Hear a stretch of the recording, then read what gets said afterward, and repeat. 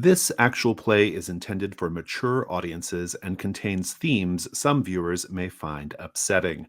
Please check each episode's show notes for specific content warnings and enjoy the show with care.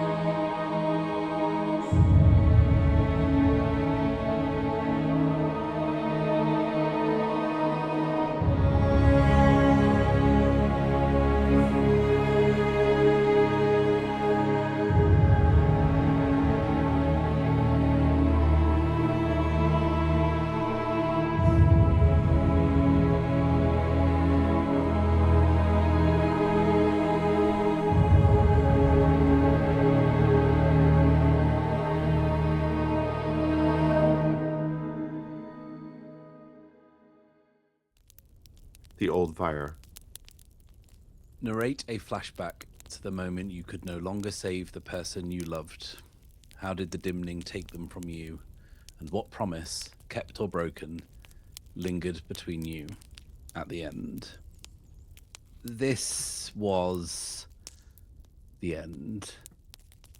Fenwyn and Rhea had been running for who could remember how long. But having reached his hometown, dense labyrinth of adobe buildings in the desert, and to find it empty, or emptied, he should say, lifeless, still, in the desert air. Best case scenario, he thought everyone had disappeared into the network of caves in the sandstone hills that had kept his people safe for generations, but he knew that even if they had, they would be found. This was the end. There was no distance left to run. And he just needed to accept his fate. Rhea was walking ahead, opening doors, finding no one home,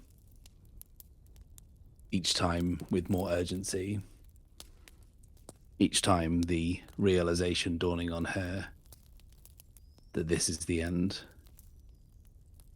She turns to Fenwyn and she says, "Is it safe?"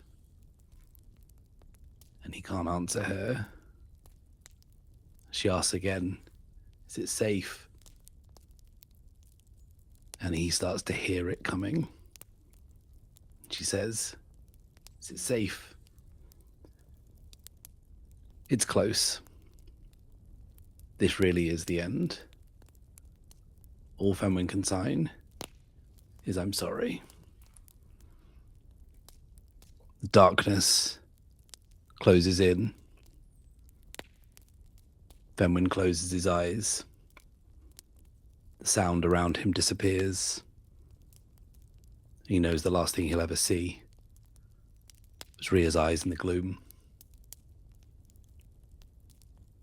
But then the light returns.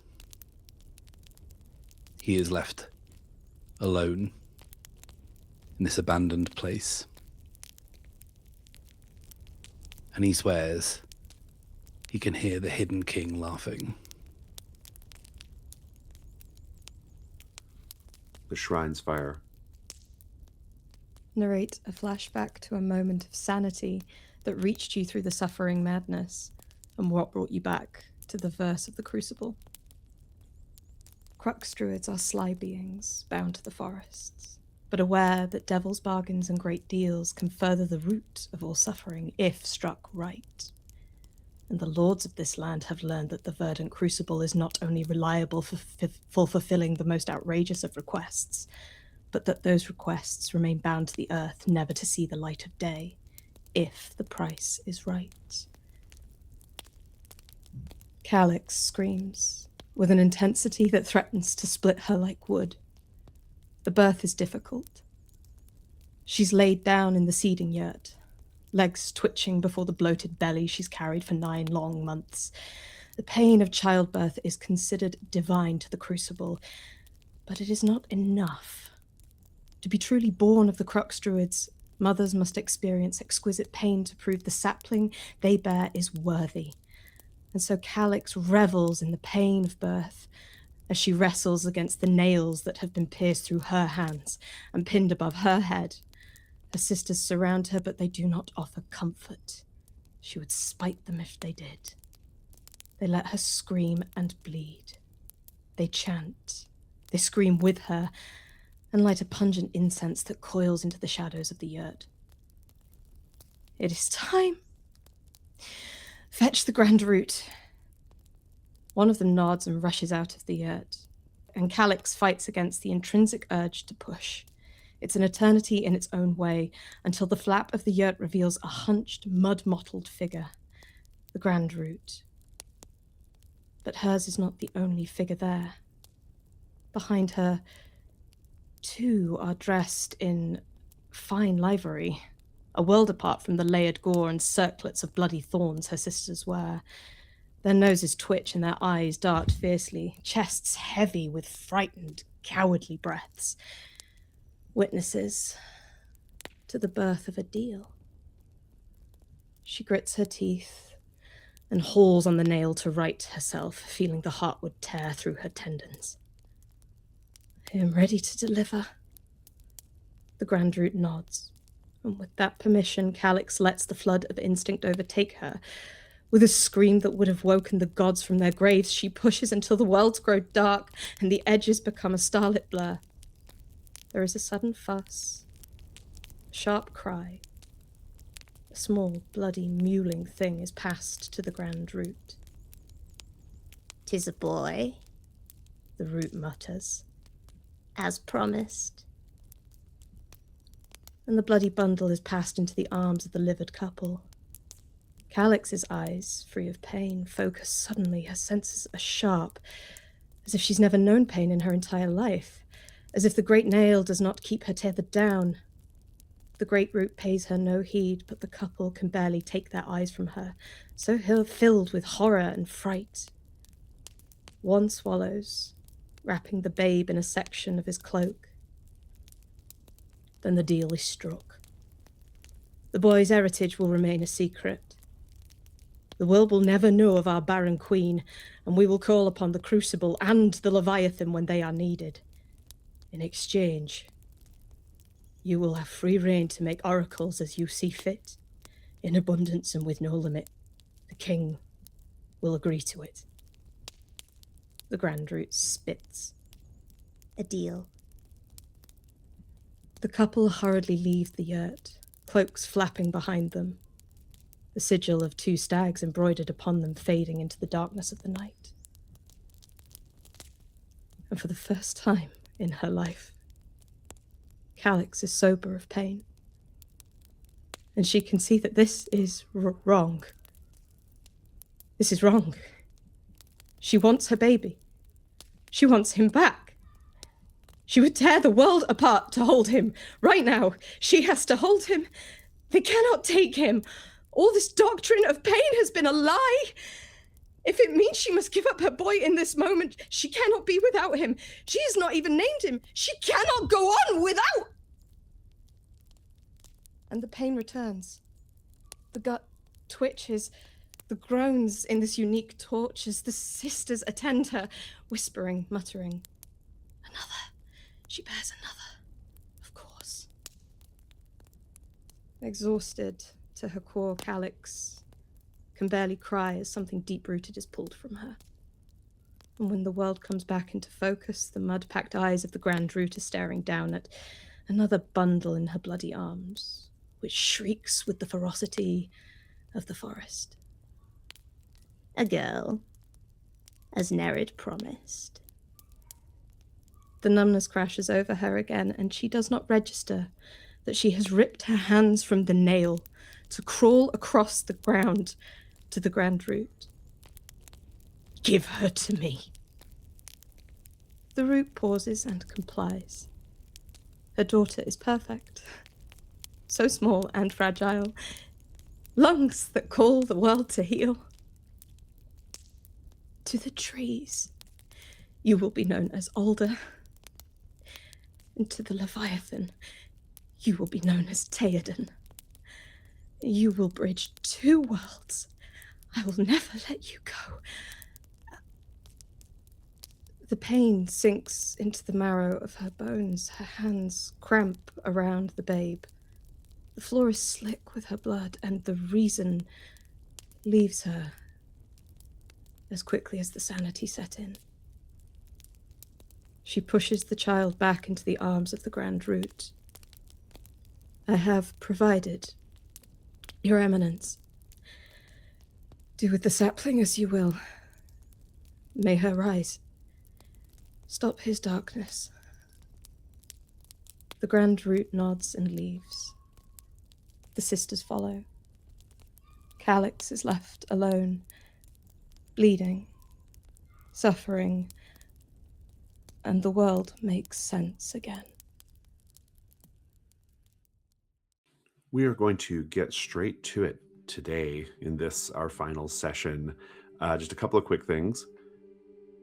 For In Service of the Wolf King, your quest, Theia, is to bid someone farewell with song. If you wish to mark new end of session questions, you certainly can. We'll catch up on moves and other things as we play, as we start. But for now, I want to remind you all that you must answer the Lord question.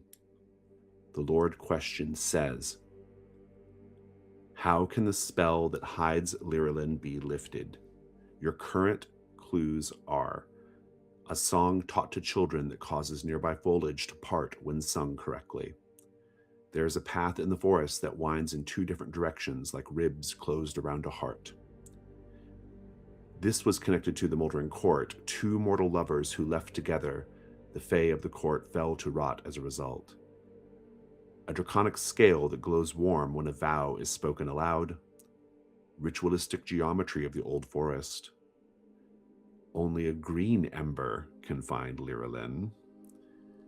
Lend a wing to this earthbound thing. Just a quote we have. I don't recall where that's from, but winter's first moon is important to the timing of this. And it sounds like we have our last clue from the stillborn Gestalt Knight, that he did not want to grieve alone. And so it sounds like maybe we have an answer here. Who wants to explain it to me? Hi, hello. So we think that, and this ties into something that is also not here, but the fact that Feyre kept having dreams about being wed to Noxiliax.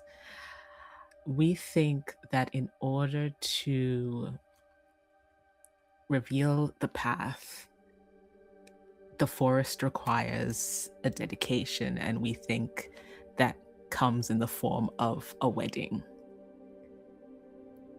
Intriguing.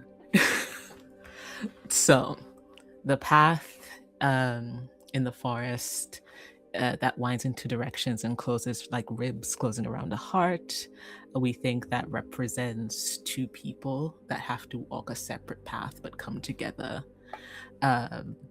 The Moldering Court solution, where 2 lovers managed to find each other despite odds and ended up walking together, also ties into that. The ritualistic geometry of the forest, believe there is a sort of ceremony that has to occur, and that can either form like a dance path that they have to take. So the Lendowing to this earthbound thing is actually from the lullaby of the Lumen Prince. And the folk song that the children sing that parts the forest, we think are the same language. Okay. That same ancient language. And so they have to sing a song that is part of that folk song, and it has to be sung by two people. Okay. So I'm following. so that the path could be opened, they have to signify that they have found a bride, essentially, for this wedding to occur, and open the gates. The branch torn night solution was that it must take place essentially under a winter moon, and the green ember. No, which one have I missed? I've missed two. Oh, the prompt from the Gestalt Knight. He didn't want to grieve alone, and we're kind of thinking by proxy it's that Noxiliax doesn't want to be alone either, which is why he was so essentially Noxiliax was drawing a bride so they could have this ceremony and welcome her into Lyrillin to be with him.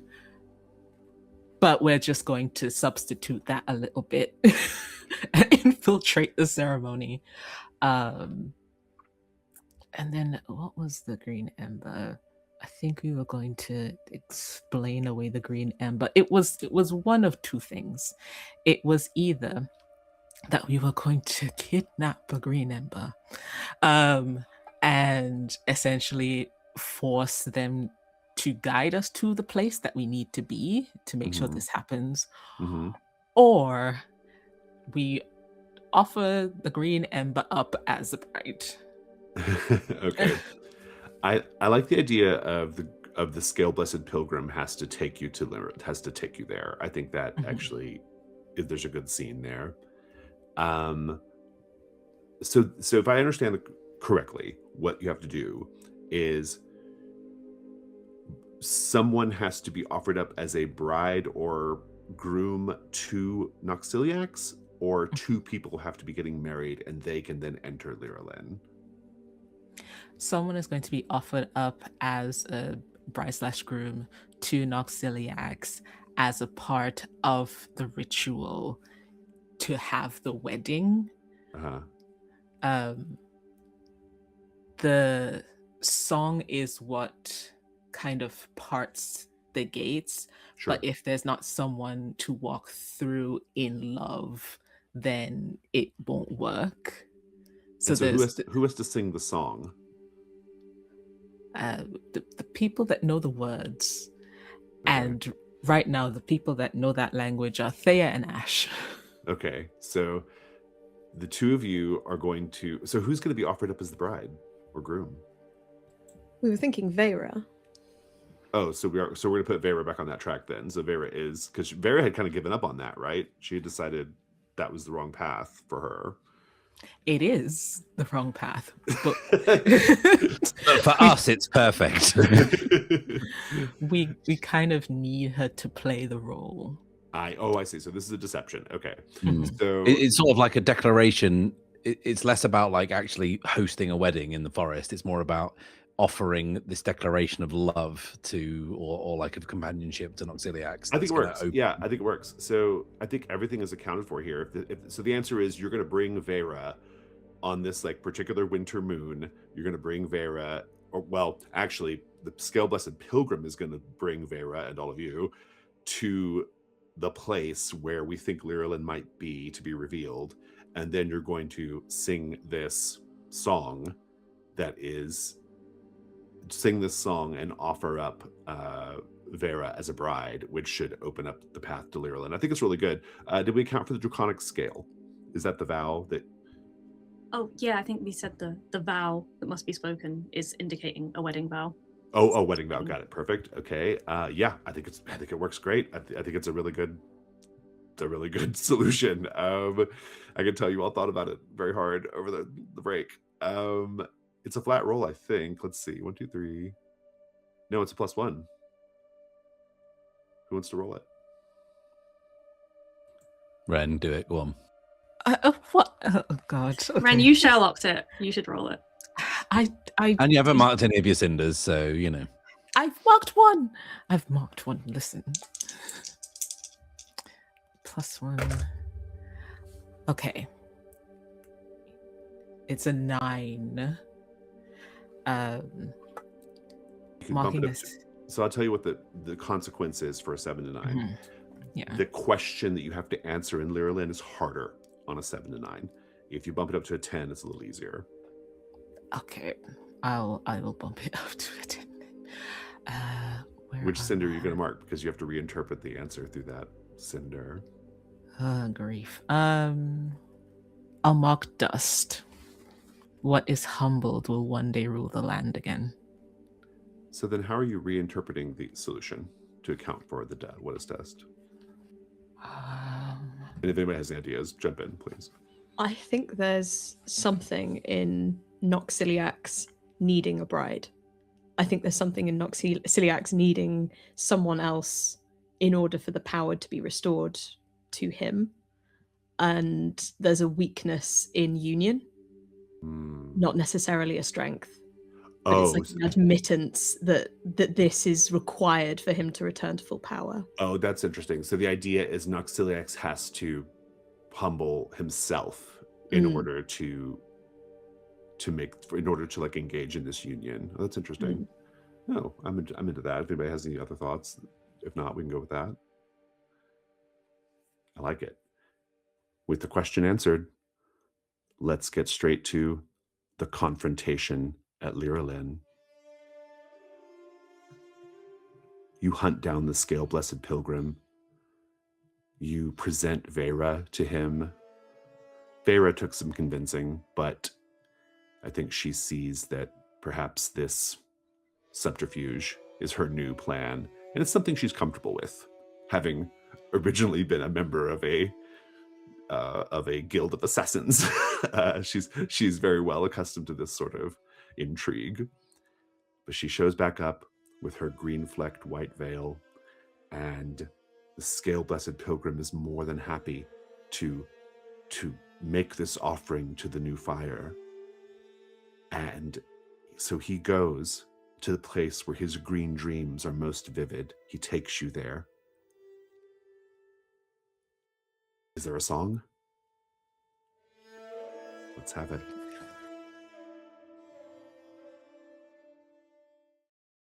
Can you sing to my heart? Oh, the trees whisper so. Can you sing to my heart? To the rivers below. Can you sing to my heart? How they know That we'll fall again back to the start. Sing to my heart. Can you sing to my heart? Oh, the paths, how they wind. Can you sing to my heart? Here our love we shall bind. Can you sing to my heart? Forever entwined. And we'll fall in love right from the start. Sing to my heart. I've a wish of a time never ending. You would stay by my side evermore. I've a dream, even death could not part us, safe in the arms of the one I adore. I believe in a place for the love bound, hidden deep in these roots of Khaldoons. We will dance in this city of wonder, guided in step by the wind and the light of the moon. Sing to my heart. Sing to my heart. Sing to my heart. Sing to my heart. Sing to my heart. Let this spell o'er the gates now depart. Sing to my heart.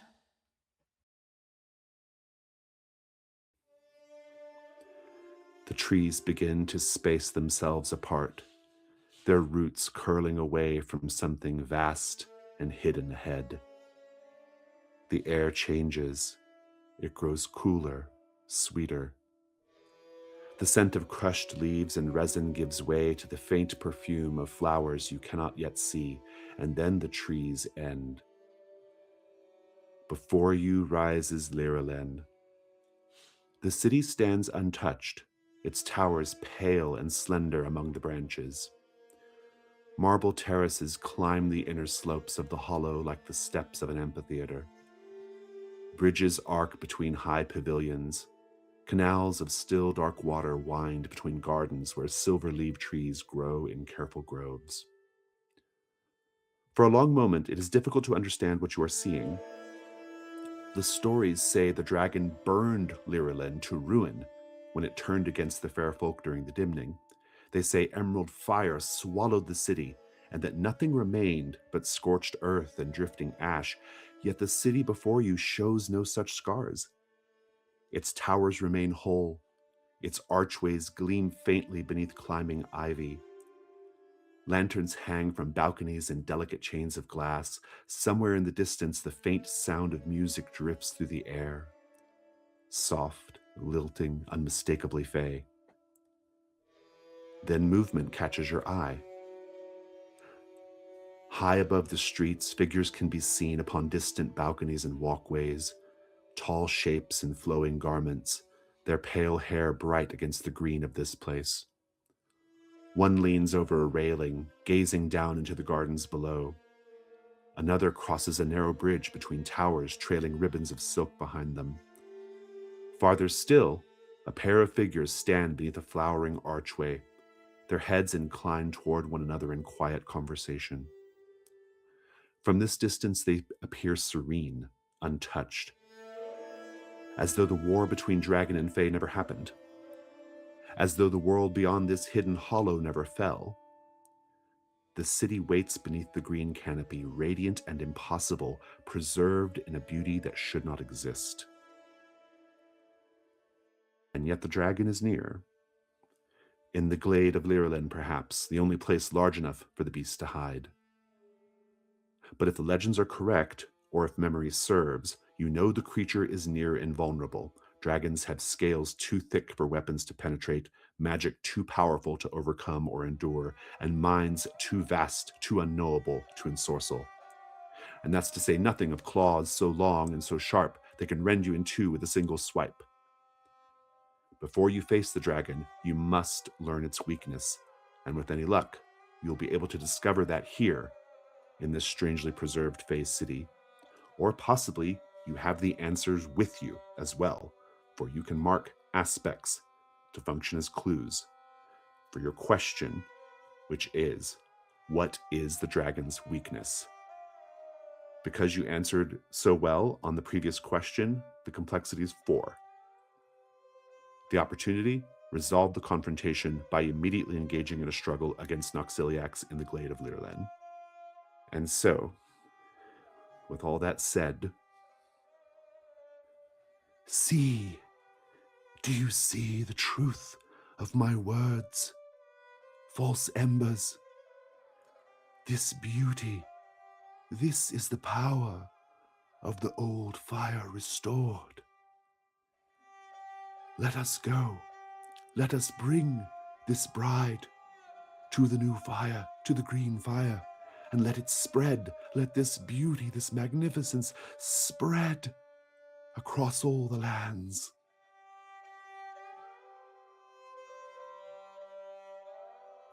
Scale-busted pilgrim, you've done well.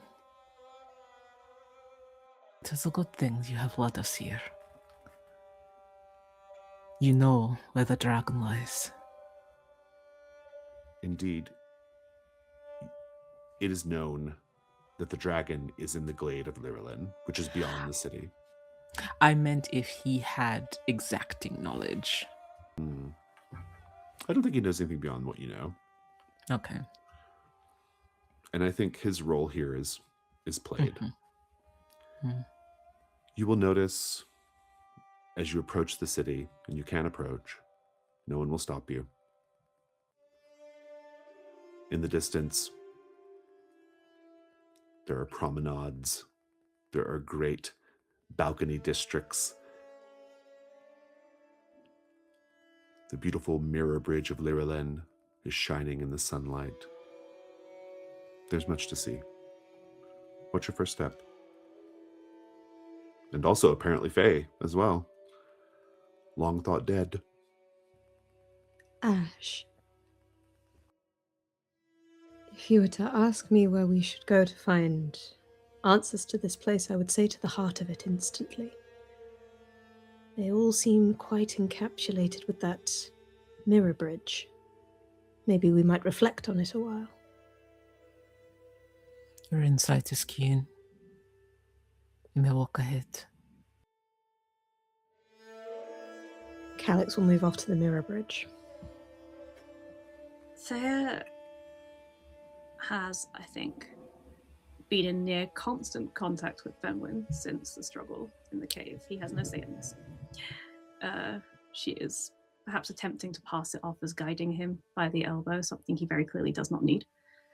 But as Calyxe begins to move off, she is going to squeeze his hand and move off to follow her. Fenwyn, is that your plan?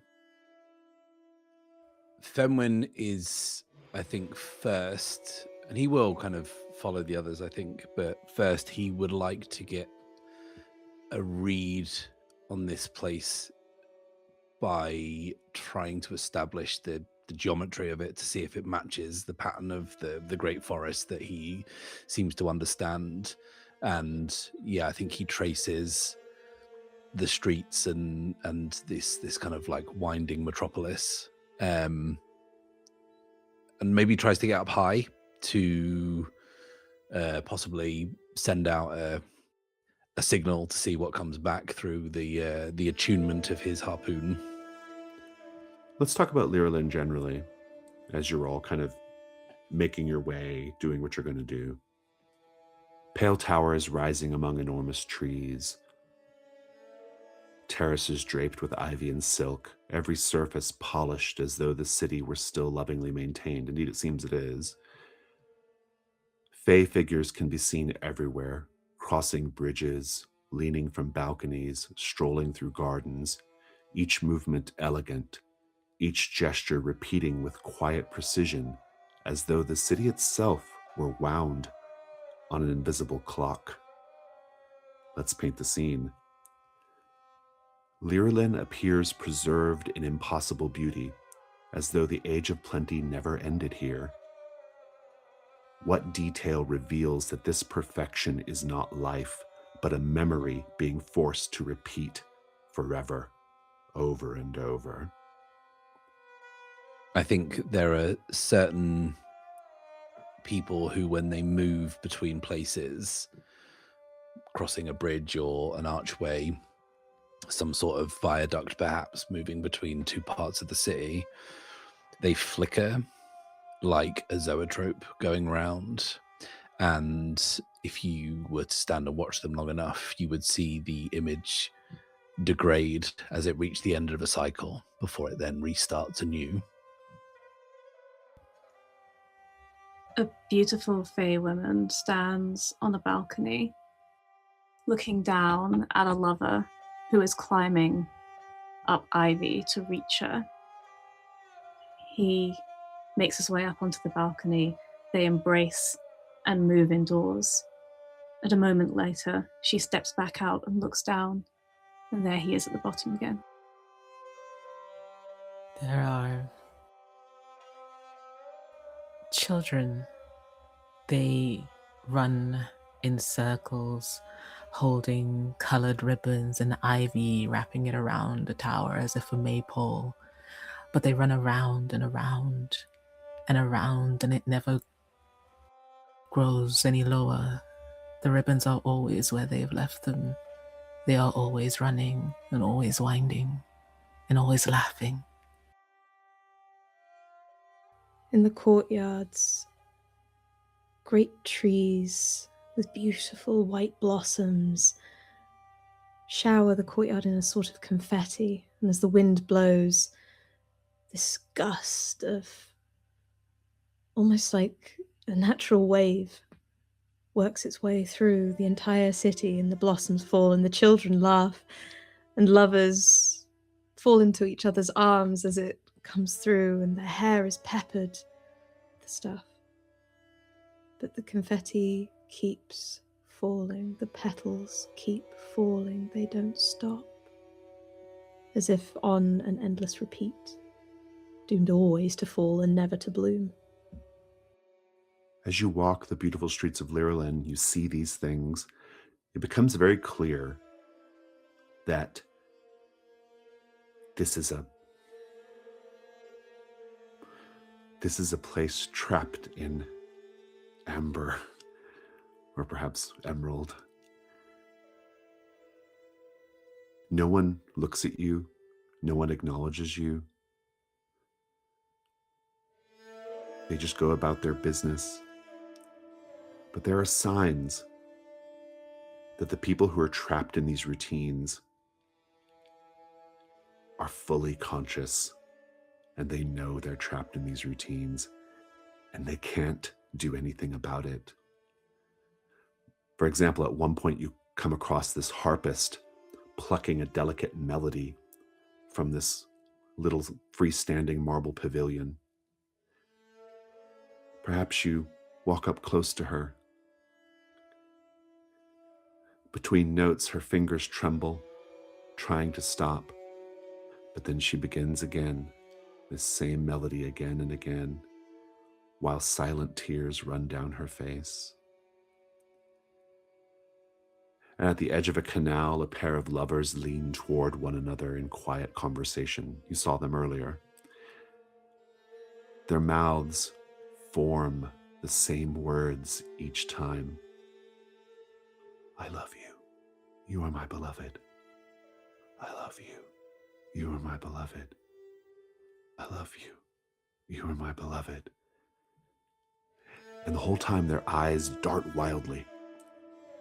I love you. You are my beloved. I love you. You are my beloved. At one point, it looks like they're practically begging you to stop them, to interrupt them. Everywhere you look, this tortured repetition. And yet it is so beautiful. It reminds you of the world as it was on a surface level during the time of the old fire. Fenwyn, I like your plan here to get to a high place. Give me more details. What do you do? So Fenwyn clambers up past the lover, trying to reach his betrothed at the balcony, makes short work of it, gets to the top of a quiet grey tower, and perches, and in much the same way as when he performs his ritual, the Watcher's Stillness, he's trying to piece together the geometry of this world and the details of this world, and he can sense the endless rotation, the endless repetition, like everyone is a cog in a watch going slowly round and round. But he is trying to locate or ascertain the source of the power, I think, more than anything. He probably won't know what that power is, but he can at least try and sense it. Make the information move with Cinder. And do you know what? I think I will mark the harpoon for the very first time. I've used it enough, but never actually marked it. So, cool. Ooh. 12. Oh, very good indeed. Interesting. I don't get a Lord Clue for the next, No, next you don't. campaign arc. That's a shame. No. If I was very generous, I could give you a bonus, but that's not the rules. So you get one clue. I'll tell you what it is in a moment, though. Ash, what are you doing right now? I am approaching that pair of lovers with the darting eyes. Mm-hmm. And I think Ash is trying to understand how locked in place they are. Can he move them? Can you Or break do a they- spell or whatever? Yeah, or do they just flicker for a moment and go back to what they're doing? Make the information move. Well, how do you do it? I guess is the question. It's Rowan with a hand on one of them and him with a hand on another to see if this is something physical or ephemeral, reaching into both worlds. Make the information move with vitality.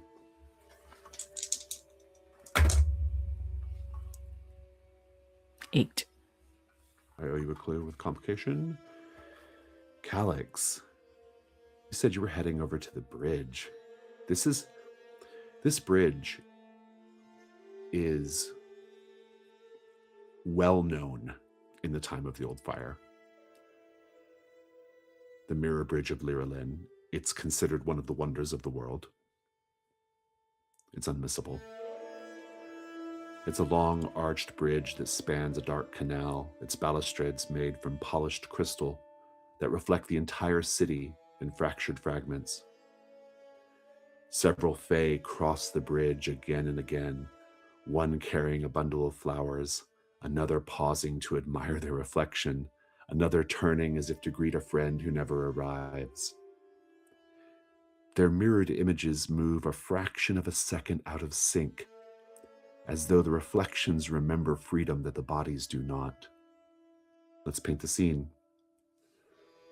Bridges are places of crossing and change.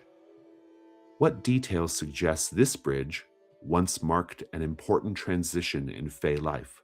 Something ceremonial, romantic, sacred?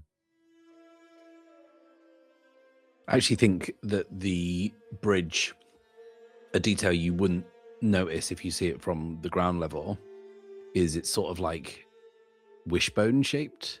It's actually two paths that converge to a point, and depending which way you crossed, depending on which way you were going over the bridge,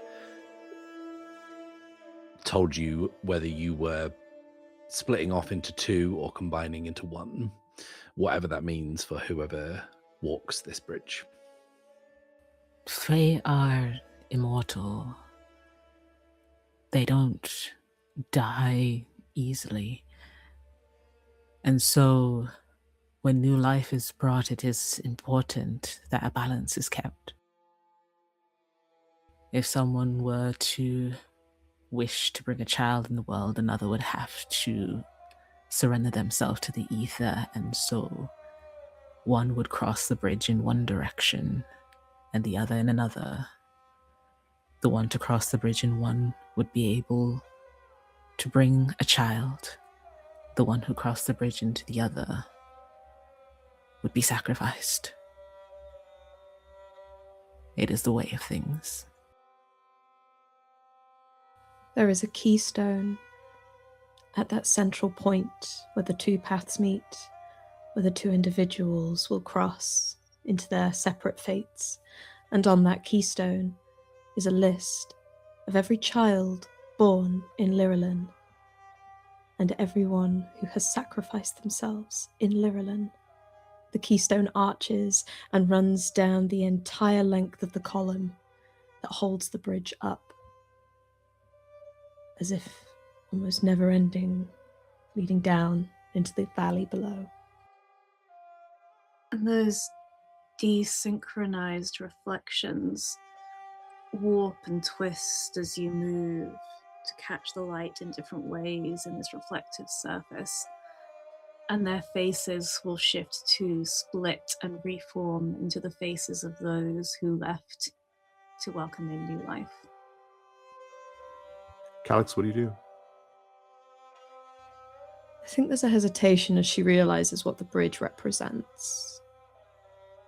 I think she thinks this is a trap of some sort. There is a suspicion that she holds in her head.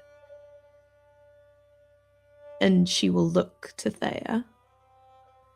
Do you see only beauty in this place, or do you see something more, something bubbling beneath the surface that means to cause us malintent?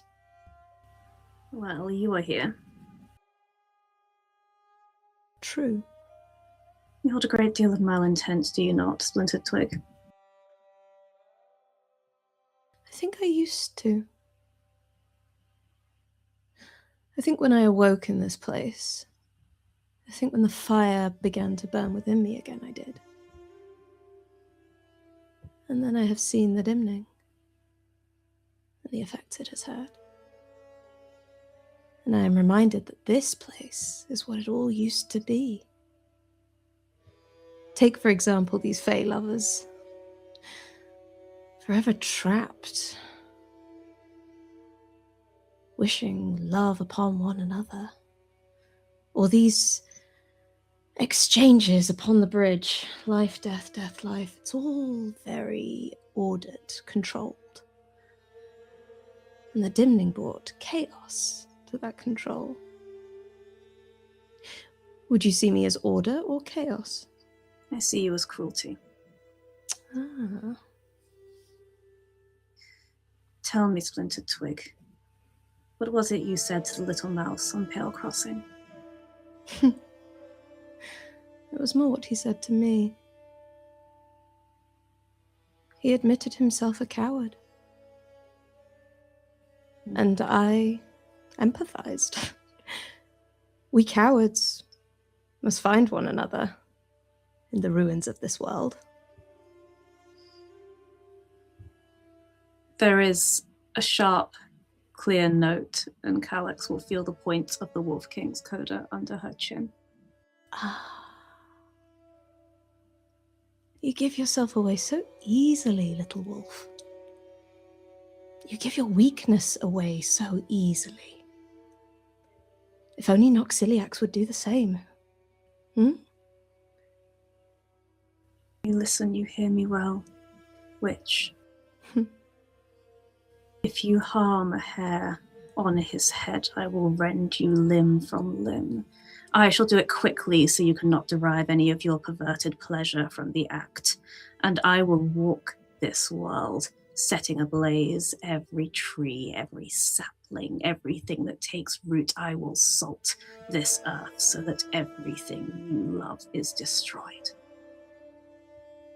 Oh, well then may we hope the Sunlit Queen doesn't call you back to her realm. While this is happening, you are both interrupted by something under the bridge. Many somethings stirring to life.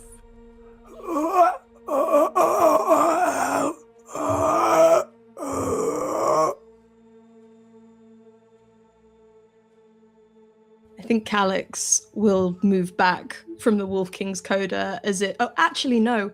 She lets it scratch at her chin. She lets the blood fall. And then goes in search of what is making this noise. Oh, they come find you. Oh, good. They're pouring over the sides of the bridge. Worm gaunts. But more on them in a moment. I owe you a clue, Fenwyn. I'm going to give it to you now. Describe what you were doing again, please. I was atop a tower, tapping my little harpoon on the stone to try and attune to the resonance of this place and understand its geometry. Indeed you were. I think you do this, and you get a sense of this place, and you can actually locate the center of Lyralen. In the center of Lyralen, much like in the center of the old capital, there is a grand staircase, or really more of a tower, that ascends to a throne. This is the throne that the Fey kings and queens would have sat upon. You will need to go there to get your clue. I'm not going to make any extra difficulty for you. You just have to go do it. But that's got to be, I mean, that's got to be like a place of where something can be discovered, right? It's the throne of Lyralen. And I think you can actually reach it by just going between the buildings using your skills, or you can go back down and then go that way. Which way do you go? I think as Fenwyn is as if his harpoon is this giant tuning fork, sensing the lay of the land, the thing that's drawing him is the note that he recognizes instantly as the Wolf King's coda, and he is going to traverse immediately to that location. Oh, interesting. What about your clue? It can wait. Okay, very good. Ash, you have a different problem. These two lovers, they can be separated, but they will always like scrabble to get back together. They will always like try to be back together, right? But they can tell that you're trying to help them even though they can't be helped, right? They can't really speak or communicate with you in any like meaningful way. And so they're sort of just, you're in this kind of like place where you're trying to tear them apart. They keep coming back together, and every time they do, they say their words more feverishly. I love you, you're my beloved, right? But one of them, you can see now that these two lovers, one of them is wearing like kind of like courtly silk robes, right? Somebody clearly very like high up in the Fae hierarchy of the time. And the other is dressed as a warrior. The one dressed as a warrior recognizes a warrior in you and recognizes that you're here to disrupt whatever this is, even though he can't like help you directly. But what he does do is he tries to like resist you and Rowan even harder. And in the so doing, like in trying to resist you and then rushing back and resist you and rushing back, it shakes something loose from his belt. A dagger. A silver dagger that burns with a cold green light. And that's your clue. Worm gaunts are pouring over the bridge. You'll see this from above, right? Fenwyn. And Theia and Calyxe, you are like right in the middle of it. These creatures were once Fae of Lyrillin, but now they've been twisted by the dragon's magic into scaled mockeries of their former selves. Their bodies are long-limbed and hunched, skin hardened into overlapping green scales that glimmer faintly like dull emerald glass. Their fingers end in hooked claws, very well suited for climbing stone. And their mouths are filled with needle teeth that chatter constantly. As if remembering speech they can no longer form. Their eyes are the most striking thing. They're completely scaled over. And the creatures actually seem to be hunting via smell and sound rather than sight, ironically enough. Because Fenwyn, you don't actually see this, you just sort of perceive it like they do, I guess. This is going to be a dark move for someone. Either someone to help the others escape, someone to like cause these creatures to back off, or something else. What's the plan? I think Theia recognizes that they cannot see, and that they are using the sound of this tete-a-tete to locate us. She's already holding the Wolf King's coda. She is going to fling it not at them, but straight up into the air, so that it builds momentum faster and faster until that note it lets out is a shrill screech which will shatter the glass bridge they are climbing over. That's a dramatic move. Yeah. Calyxe watches this happen. What are you afraid is going to happen if you fail? Worm gaunts will get to us before the note hits the pitch it needs to. It's worse than that. You will be torn apart, and the others will have to deal with the worm gaunts as well. So go ahead and let's take a look at your marked cinders to see if any of those apply. Bodies are tools for music and worship. I don't know if that quite works. Lies can become truth. I think this is going to be with reason for quick thinking. Okay. I'm going to mark the crisp, clear note to give me advantage. 5, 6, 7, 8. I have 1 in reason, so that's 9. Fantastic. This is going to work, but only you are going to be spared. Calyxe will still have to fight them. Unless you bump it up. She'll be fine. Fantastic. Describe how you escape, at least. So she, as described, she flings the knife up. It whistles, it shrieks. And she turns and runs, trusting it will find its way back to her hand, as it always does, even as she hears the shattering of glass and the falling of bodies behind her. She doesn't turn back. She just holds out her hand until she reaches the knife back to it. Nice. Calyxe, you're on the wrong side of the shattered glass bridge, and there are a number of wormgaunts scrabbling after you, probably about half a dozen. What do you do? Does the bridge run over a river of some sort? Yeah, like a dark water canal. Yeah. I would love to use my move. Give the land claim to my body. Okay. And as Theia oh so bravely runs away, joining our ranks of cowards as we are building them, Calyxe will not run. She will approach the edge of the bridge and watch as it shatters. She will pull from the layers of gore the sap blood of Fen the Gravedigger, and she will pour it into the river and wish for the wormgaunts to follow and drown. It works automatically, right? Yep. Go ahead and describe it.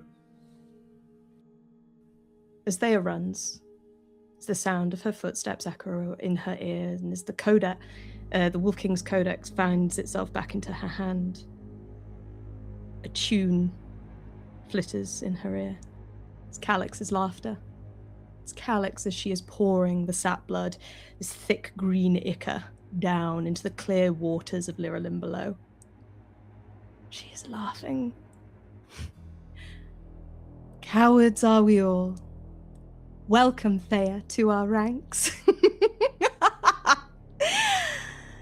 Drown. Drown. Let the water find your lungs. Let the Leviathan feast upon you. Let every deal we have made up until this point come to fruition. No wormgaunt will feast on my bones this day. None. None. Ash, you have your own problems. Part of something you're going to discover about Lyrillin is you have two great confluences, or a confluence of two great magics, Fey magic and dragon magic. And the two are not meant to interact in the way they currently interact. And this causes there to be dangerous nexus points of wild magic. The city still hums with old Fey enchantments, garden wards, illusion fountains, music that shapes the air, while Noxiliax's emerald power coils through every stone and branch. And where these two forces meet, they do not blend. They grind against one another, tearing small rents in reality and creating these unstable nexuses of uncontrolled power. These places flicker between beauty and catastrophe. And one such thing is happening right now as you're doing your little experiment with the two lovers and collecting the dagger. A statue. A burst of draconic energy trapped in a marble statue. The marble statue is going to explode, and if it does, it will consume all of you. But you're not aware of it. Fenwyn, you are. What do? You can feel it, even if you can't see it. I think Fenwyn, fully comfortable that Theia has handled this situation herself, and also knowing that he has a throne to go and find, I think he's not going to be able to resist the pull of this draconic energy. So I think that Theia will hear and see the fluttering of a cloak, a squeeze of the hand, and then Fenwyn will make his way over towards Ash. So you don't have a lot of time to act here. This statue is going to explode with like powerful green fire and magic and consume who knows how much. What do you do? Fenwyn is going to circle the statue.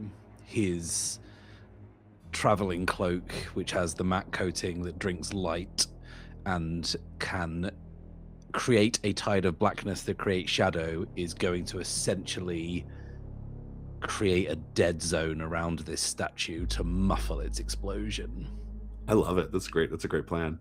This is going to be the dark move. Is it a good plan? It's a great plan. It's going to be the dark move with, I think it's going to be the dark move with probably reason, but let me take a look at your cinders. You have so many more cinders. No, the Serpent's Breath is going to be in play here. Every danger has a silent moment. I think you're probably trying to like work within that moment, right? So you're going to be rolling with Cinder, and yeah. In this case, your bloom blindness doesn't affect you because you have taken the time to kind of like orient to this place and tune to it. So yeah, what are you afraid is going to happen if you fail? I am afraid that the draconic energy is going to leave only Theia alive in the entire city. Oh my god. Okay. We'll see how that goes. I can't kill the other two characters. I can't kill the other characters without that they might get consumed by it. You will get consumed by it. Go ahead and roll. I'll mark the tide of blackness and create shadow for an extra dice. Fantastic. I don't see anything wrong with starting this session with a 12 and an 11. This luck will last, I'm sure. Interesting. Tell you what, if you bump it up, I'll give you a clue too. I can give you a night. You can have a +1. The night. That's there you go. How does the night help? I think as Fenwyn lands, even though Ash is unaware, the spectral knights are aware of most things. And so as you are winding the cloak around, there is a hand that reaches out of the ether and grabs at the other end of the cloak to wind it faster with you. You haven't seen this knight before, but as it pulls taut, yeah. Fenwyn who moves like ink in water. Cowards don't do this. I didn't think the ghost did. And I think they move in like alternate directions, and they basically make very quick work of this kind of protective dampening around this statue. Fantastic. It seems that this meeting of lovers, one of which happens to have a magical dagger that glows with pale green light and who was clearly trying to put it in your hands, Ash, it seems that this is not some mere happenstance. This is not two fae that you just happen to come across amidst so many fae. No, there's something special here. There's something in the scene here that you're meant to see. In fact, that statue has something to do with it. The statue is of a fae warrior that looks very similar to the one who was holding the dagger. At least the armor is similar. It's hard to tell if it's meant to be the same person or not. But importantly, the statue it's stylized to look like a dragon is entwining with the warrior, or like something with wings and scales is wrapping around the warrior's body as they brandish their weapon. That's not even your clue. That's just interesting context. Your clue, at the base of this statue, an offering, a bronze bowl containing flakes of emerald scale mixed with powdered silver. silver dagger, powdered silver. There's something going on here. Fenwyn, assuming you follow up on the previous clue, you can scale the sort of throne tower, and this throne would not be like the sort of throne where they would like do official business. It's more ceremonial or more for looks, right? Or for, it's more symbolic. But it's a throne at the top of these tall, narrow steps. And in the little pavilion around the throne, the columns holding the pavilion up are also entwined with these draconic shapes. And your clue is that hanging across from the throne, I guess you would say it's like a tapestry, I guess. This tapestry depicts a fae kneeling before a dragon while offering something hidden beneath a cloth.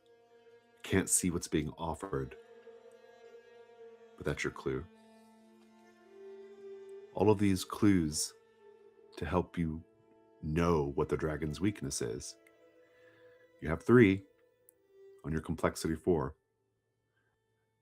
Do you all want to get back together, or what's going on? Yeah, let's get back together. Do Theia and Calyxe want to discuss what just happened? Oh, if there could be a scene just on the way back, I wouldn't say no. You all can meet back up at you're very near the Moonlace Promenade, so you can meet back there. But let's have the scene between Theia and Calyxe. I think we have to have that. I think whatever smugness was in Calyxe as she was laughing has been washed away by the river and the bodies of the Wormgaunt. And she paces beside you, head down, almost in reverence, as we move our way back. You should know there is no shame in admitting cowardice. Save your grovelling for the prowling Prometheus. It will not work on me. It is sad to me you see this as grovelling, when your cowardice is on show for the world to see. And the sooner you accept that, the sooner you see the eyes with which people perceive you through, the sooner you are true to yourself. Fear is not cowardice, nor vulnerability. The fact you see it so is one of the many roots of your cruelty. Is that your blue Alcyone talking? Fear not being cowardice. What would blue Alcyone class as fear? Do not speak of him. Oh. Many loves lie in your heart. I can see that. There's something to be proud of. Though it does give you away to many weaknesses. Splintered twig, I tire of your riddles. If you wish to nail me to a tree, do so. If you believe you have the power to erase me from this sorry world, wield it. Otherwise, bother me not. It is sad to me that you think you would ever make a worthy oracle. You and Fenwyn think very alike, and I am glad you are matched. Maybe it will give us some clarity when we face the dragon. For now, I will report back to Ash. He knows of the cowards in his ranks. I'm sure he's missed you terribly. Well, Fenwyn, Ash, where are you headed? You rejoining the group? I think there's probably a scene where at the statue, possibly after this this kind of thing with the cloak and the knights assist coming to Fenwyn's aid. because Ash and Fenwyn haven't really seen each other for quite some time. And I think Fenwyn says to Ash, your legion's help is appreciated. This place is like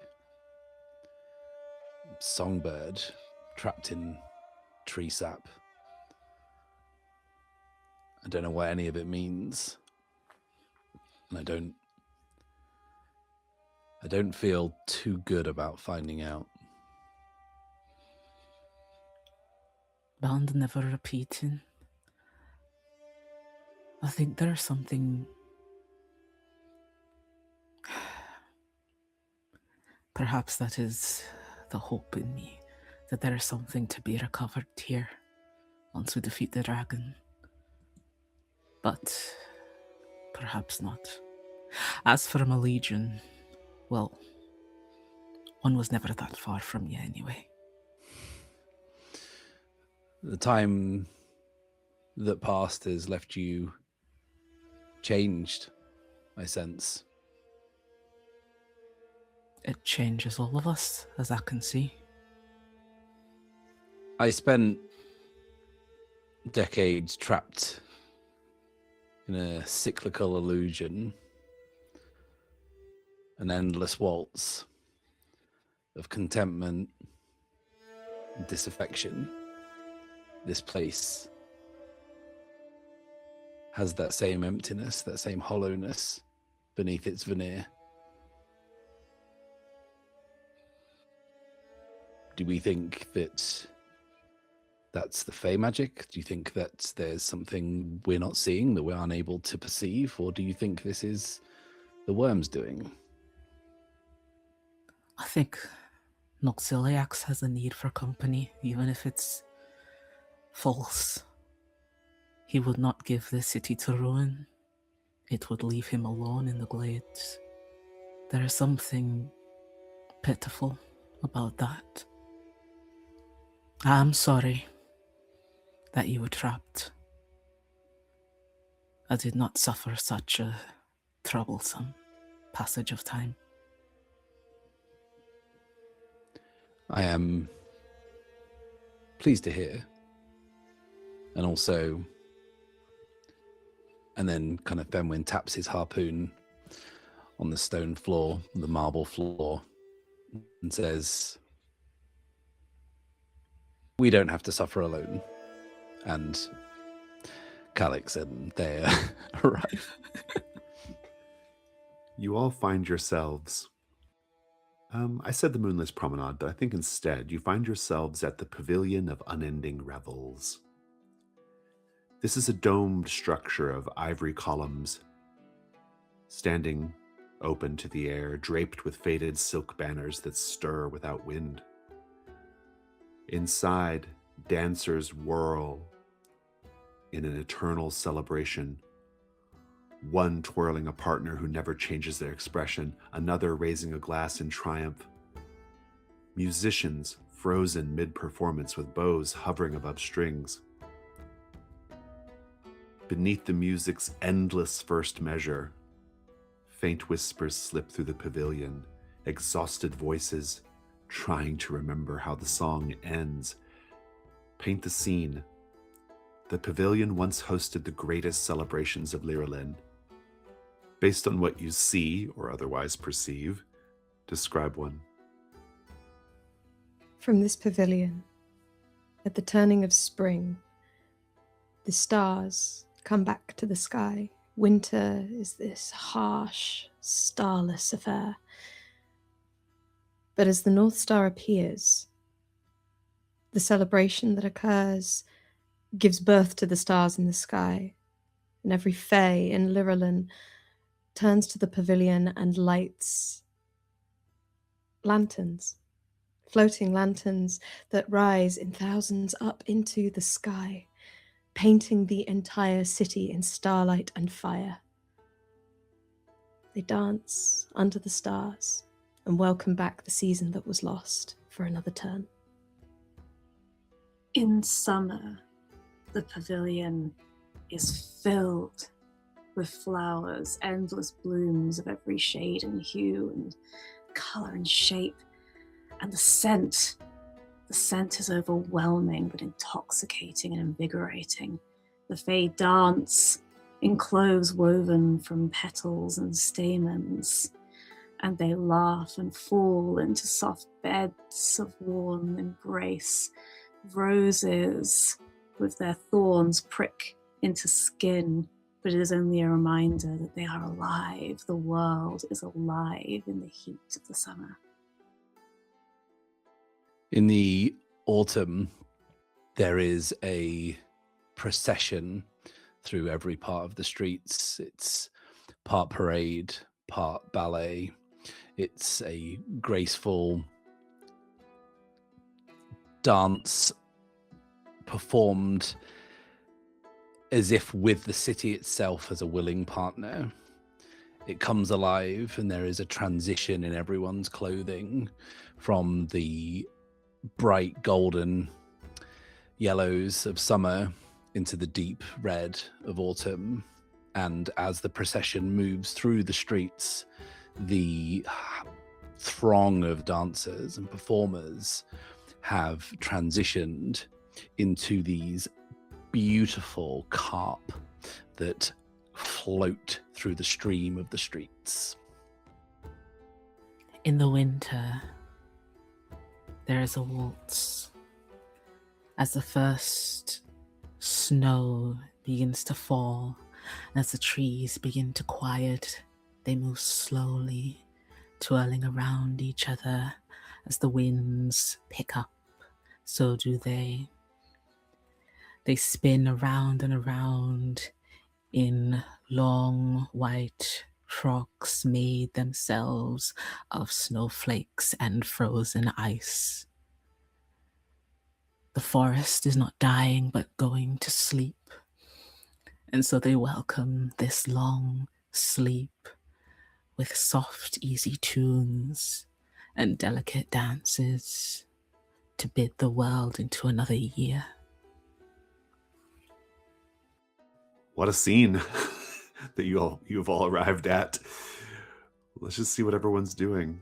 We got to figure out how this dragon is weak. Clearly the dragon has a soft spot for beauty and for the things that were. Theia, what do you do?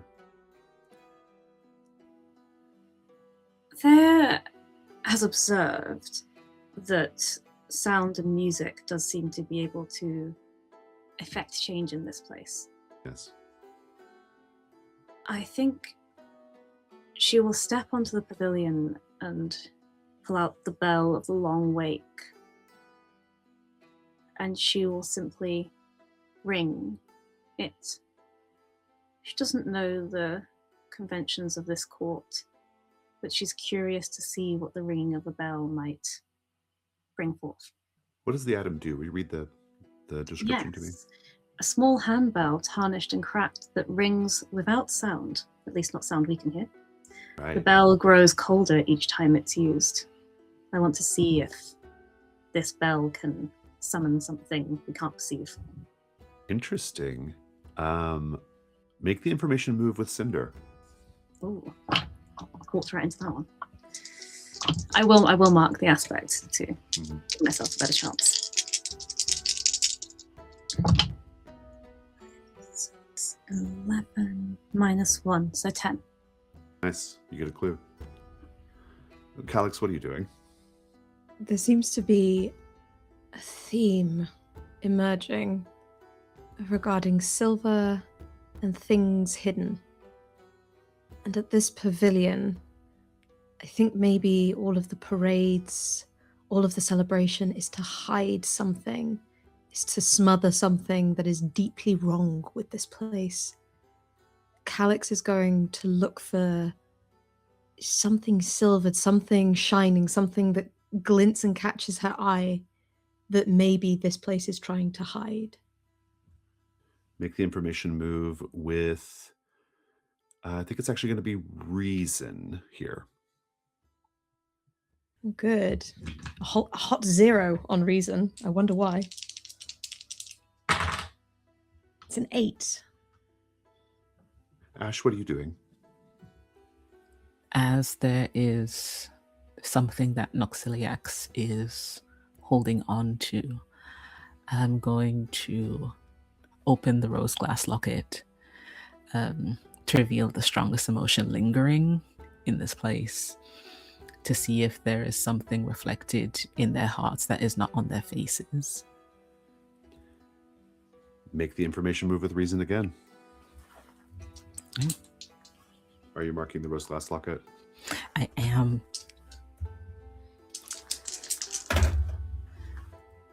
Nine. Okay. And Fenwyn, what are you doing?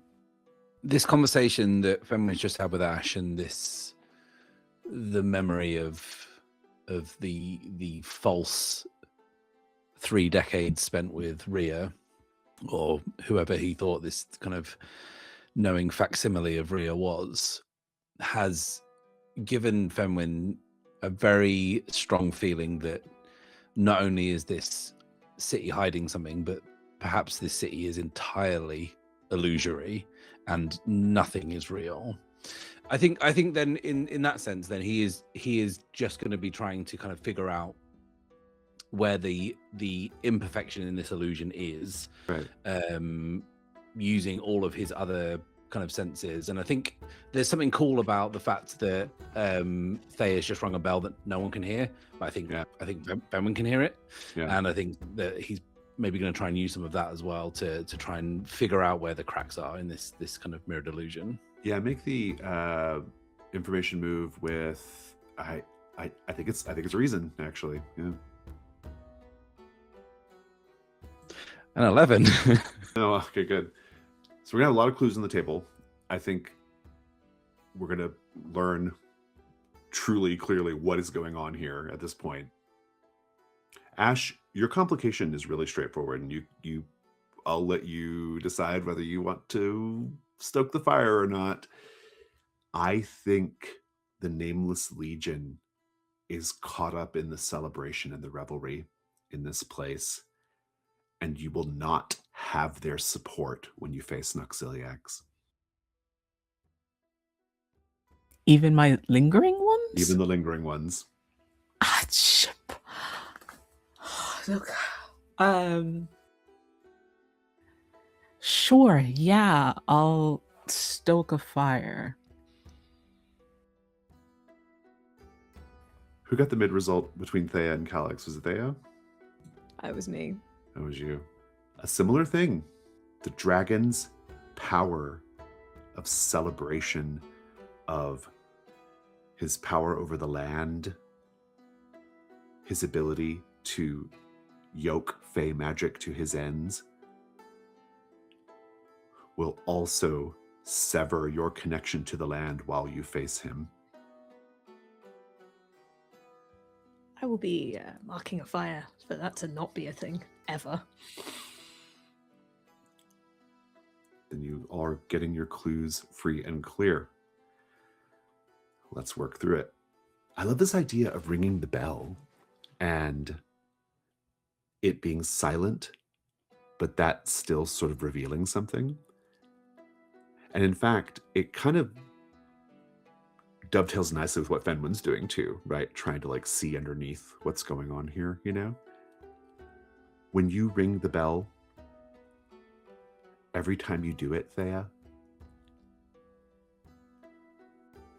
all the Fae that are caught up in their endless dance, their endless music, their endless revelry, you ring the bell, it makes no sound, but they always stop and look at you and say, "Beloved," and then they go back to it. And you ring it again, they stop, "Beloved." That's your clue. Fenwyn, this is real. This is not an illusion. The city is real. This is Lyralen. These are Fae. They're just caught they're just ensorcelled. That much will become clear. But I do owe you a clue as well. Actually, no, I think that's the clue. The clue is that there is no illusion here. Noxiliax literally preserved the city and hid it from the Dimning. That's the clue. The stories are wrong. He didn't go to war with the Fae. He didn't burn the place down. He fled. He fled with them. Ash, remind me how you were looking for your clue. I was using the rose glass locket to reveal the emotion beneath what was here. Affection is the emotion, and that is your clue. And Calyxe, remind me how you were looking. I was looking to see if some glint of silver, something just on the edge of vision was noticeable under all the hidden aspects. You won't see anything silver, but something will catch your attention. Across the way, very near the edge of the city, going towards the glade of Lyrillin, where we believe the dragon is, there is a massive pile of chain, large enough and strong enough to bind something colossal. And yet, if you approach it, it's light as silk. You now have a very impressive 7 clues on your relatively easy question of what is the dragon's weakness. You also have the ability to incorporate aspects into your solution. If you have items or weapons that might make the dragon vulnerable, if there are stories connected to your items that might be connected to the story of Lyrillin and the Fae and the dragon, if you need to, you can mark those to add to your clue pile when you get ready to answer the question. But you've got a good run at this, I think. All right. Before we answer the question, Ash has requested a little ceremony here in this place of ceremonies and celebration. Thank you, sir. The 4 spectral knights that have been following patiently since before Elegy, since the caves, into now. I'm sure Bear had a lot to do with their patience. But Ash beckons them forth. I name you Gore the Shielded and release you from your burdens. I name you Lyrillin the Starworth and release you from your burdens. He looks the one that helped Fenwyn.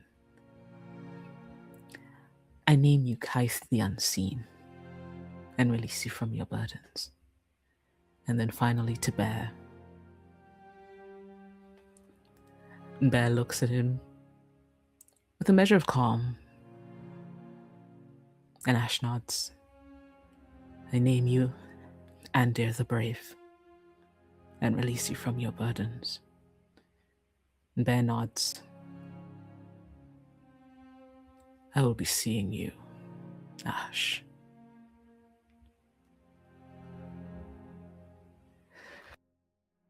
And I'm gonna summon some more. Wait. Keep them coming.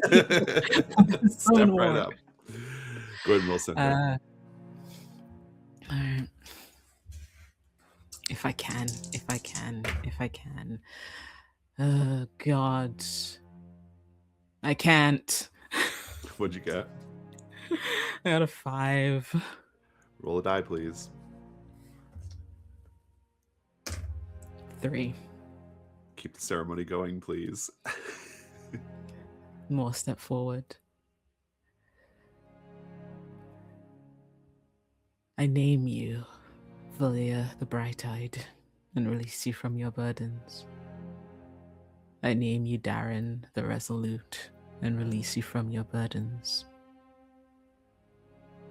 And I name you Elira the Bright-Souled and release you from your burdens.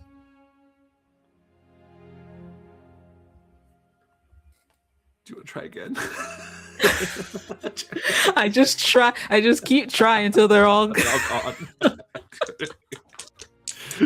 All right. Watch this turn into a disaster right now.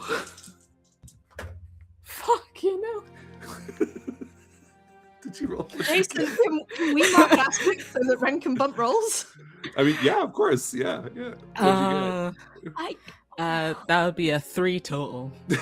So, I don't think you're going to be able to mark enough aspects No, to make that happen. I don't think this is the one. It's fine. It's fine. Roll It's a single fine. die, please. The chaos. 2. Okay. Keep Okay. the ceremony going, please. Why did I ask? It's hubris. Okay. I name you Sandin the Swift and release you from your burdens. I name you Mirth the Faithful and release you from your burdens. 3rd time's a charm?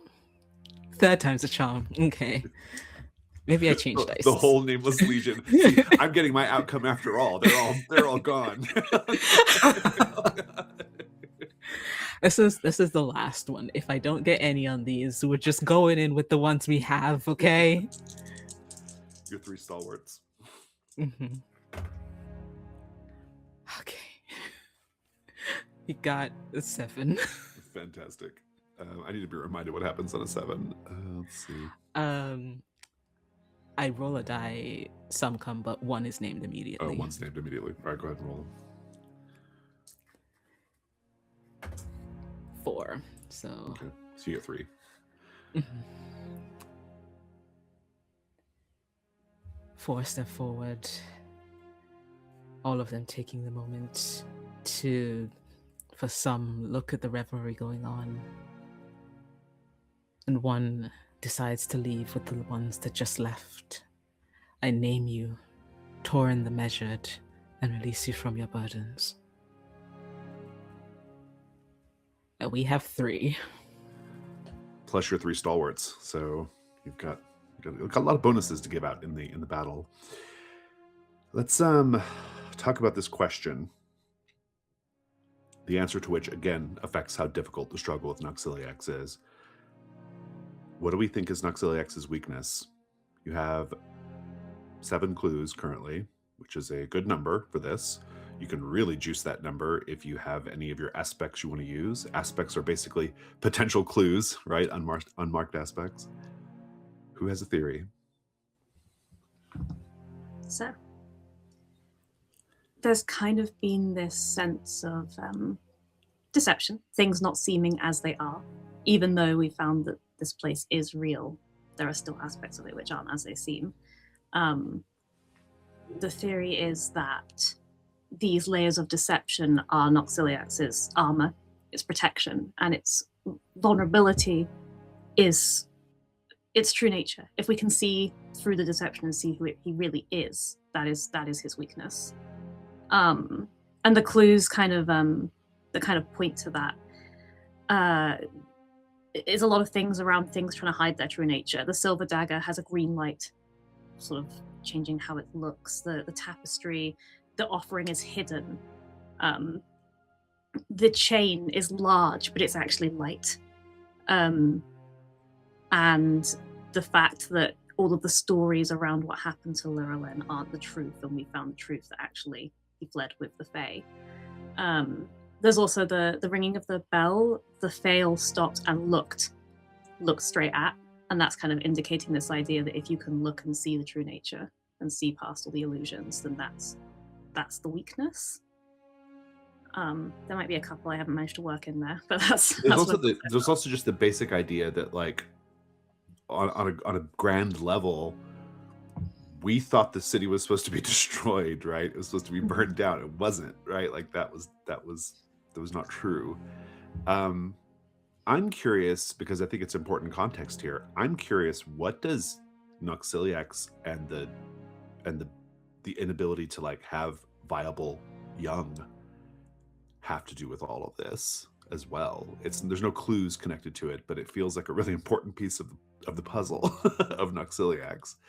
Like, because Noxiliax turns to grief, and according to the legends, like, turns against the Fae, but it seems like maybe that wasn't the case, or maybe he did, but he, like, maybe in his grief he, like, chose to hold on to them. I don't know. So I guess, like, the real question I want to know is, I don't think it's enough to just say, like, you have to be able to see the truth of it. I think you need to say, what is the truth of it? Like, what is the truth of Noxiliax that you're going to use against him?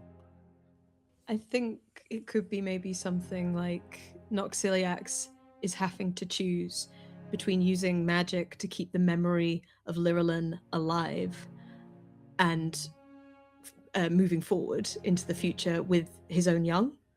And Okay. he is so stuck in the past, and he is so stuck in this perfect age before the dimning that he is sacrificing everything to stay there. And he wants it to be perfect.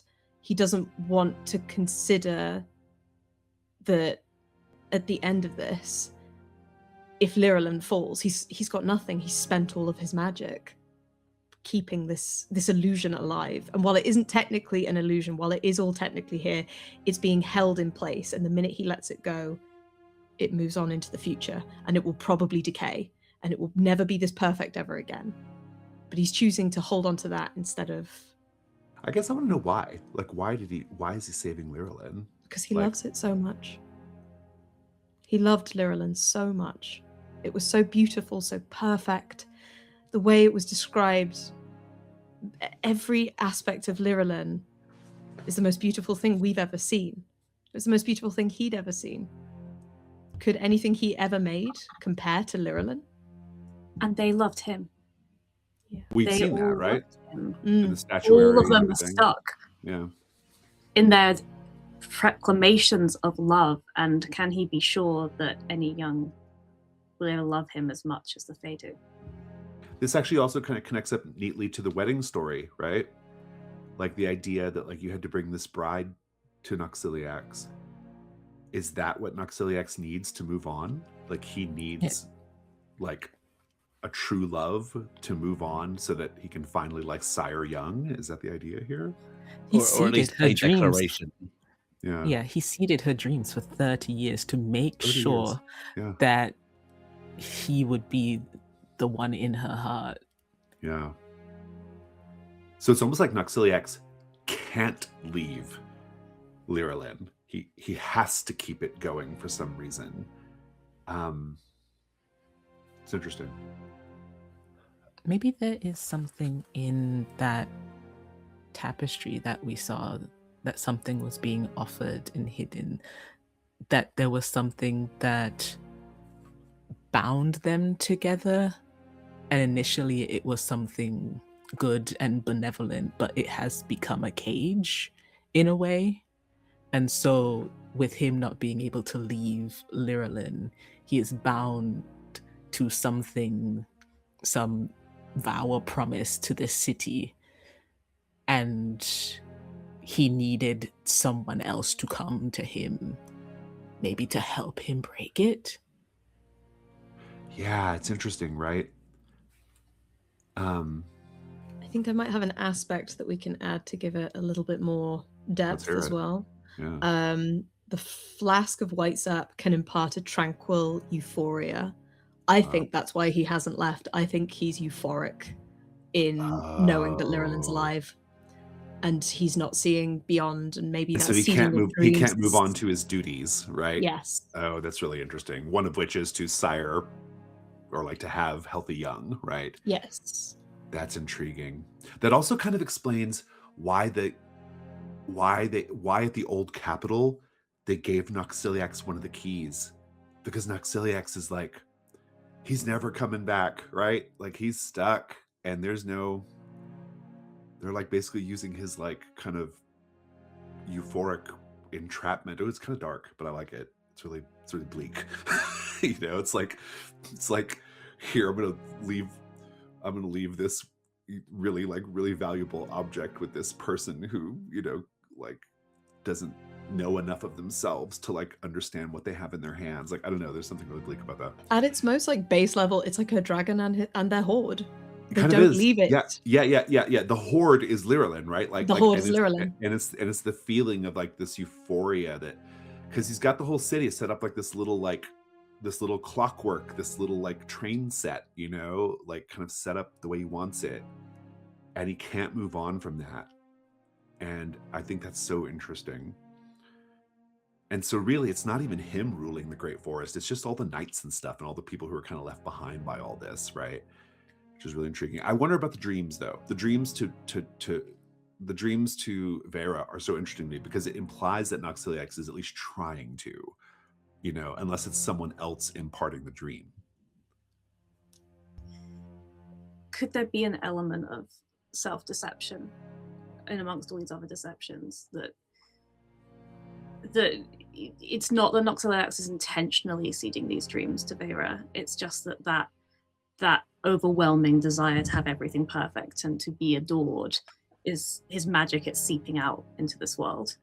That's what it is. It's giving him away. She's interpreting it that way. Yeah, I think that's interesting. Or like that's. I wonder if there's something of the fact. I think in the very first episode of this, we talked about the Morning Tower being this almost like antenna for grief and loss, and like maybe that's where Noxiliax's magic went. It's a receiver. Vera just intercepted the message. Good. Yeah, that's really interesting. So then going back to Michelle's initial offering here for theory, the answer, the weakness is saying what Noxiliax really is. So what is that? An addict? What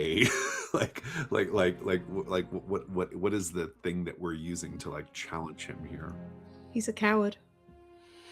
A coward. What a great bookend for our session. He's too scared to leave it. The minute that it all stops, he has to face reality again. He has to face what the Dimning has done. He has to face the mountains of dead young, the creation of the Gestalt Knight. He has to face all of this if he stops keeping Lyrillin alive. He's a coward. It's a great roll. It's a +4. Rarely get a roll that good. Who wants to roll it? Roll it, Jess. No, Jess. I was going to suggest Matt, considering we've had a 12 and 2 11s this session. No, I don't trust those dice to keep going. All right, give it a shot.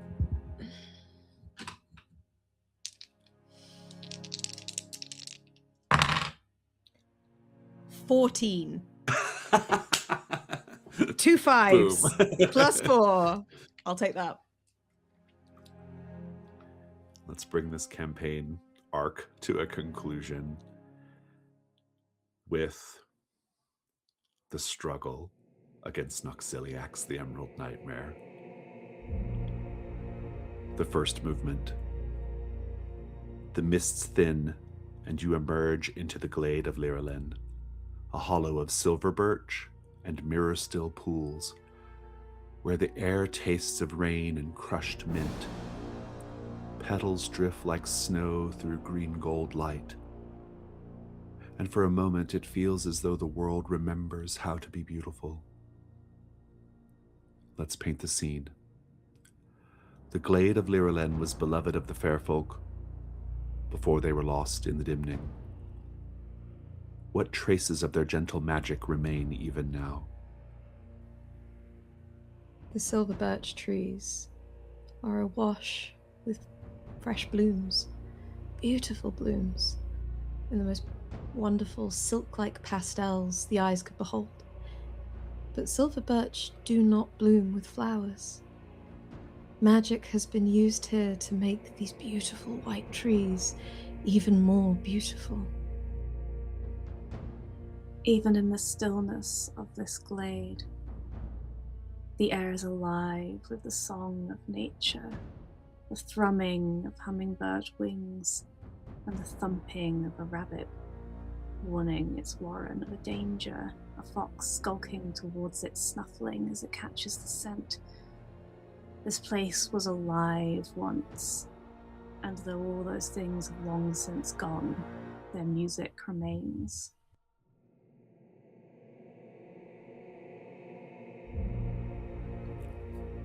There are pathways lit between the pools. Not quite glass, but iridescent and glowing. They hum with a soft magic, almost as if recalling a tune that no one is there to sing. In whatever places darkness falls, be it the hollow of a tree, the shade of a trunk, you will see brief glimpses of these opalescent eyes, the watchers in the woods, there to keep passengers and voyagers through this place safe from harm. For a breath, the glade of Lyralen is still. Then, every drifting petal ignites. Emerald fire rushes up the birches, turning silver bark to green flame. The pools boil and burst, noxious, vertiginous steam rolling across the hollow. Smoke thickens, the air sears your lungs, the scent of rain and mint twists into resin and blood. Panicked wildlife crash past, deer, foxes, even birds tumbling alight through the haze. The ground heaves and splits, veins of green fire crawling upward from the roots. Noxiliax welcomes you to his lair with fire and blood. To all embers, please describe how you attempt to survive the burning glade. The searing air, the trampling beasts, the rolling flame, and then roll the dark move. We'll start with Ash. Ash is above it all, and he will once again trigger the Lumen Glider boots and sail up into the air. This is the dark move. What are you afraid is going to happen if you fail? I am afraid that I am not fast enough and the flame will catch me anyway.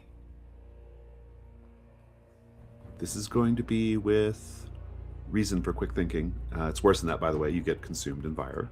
Go ahead and roll that. Reason.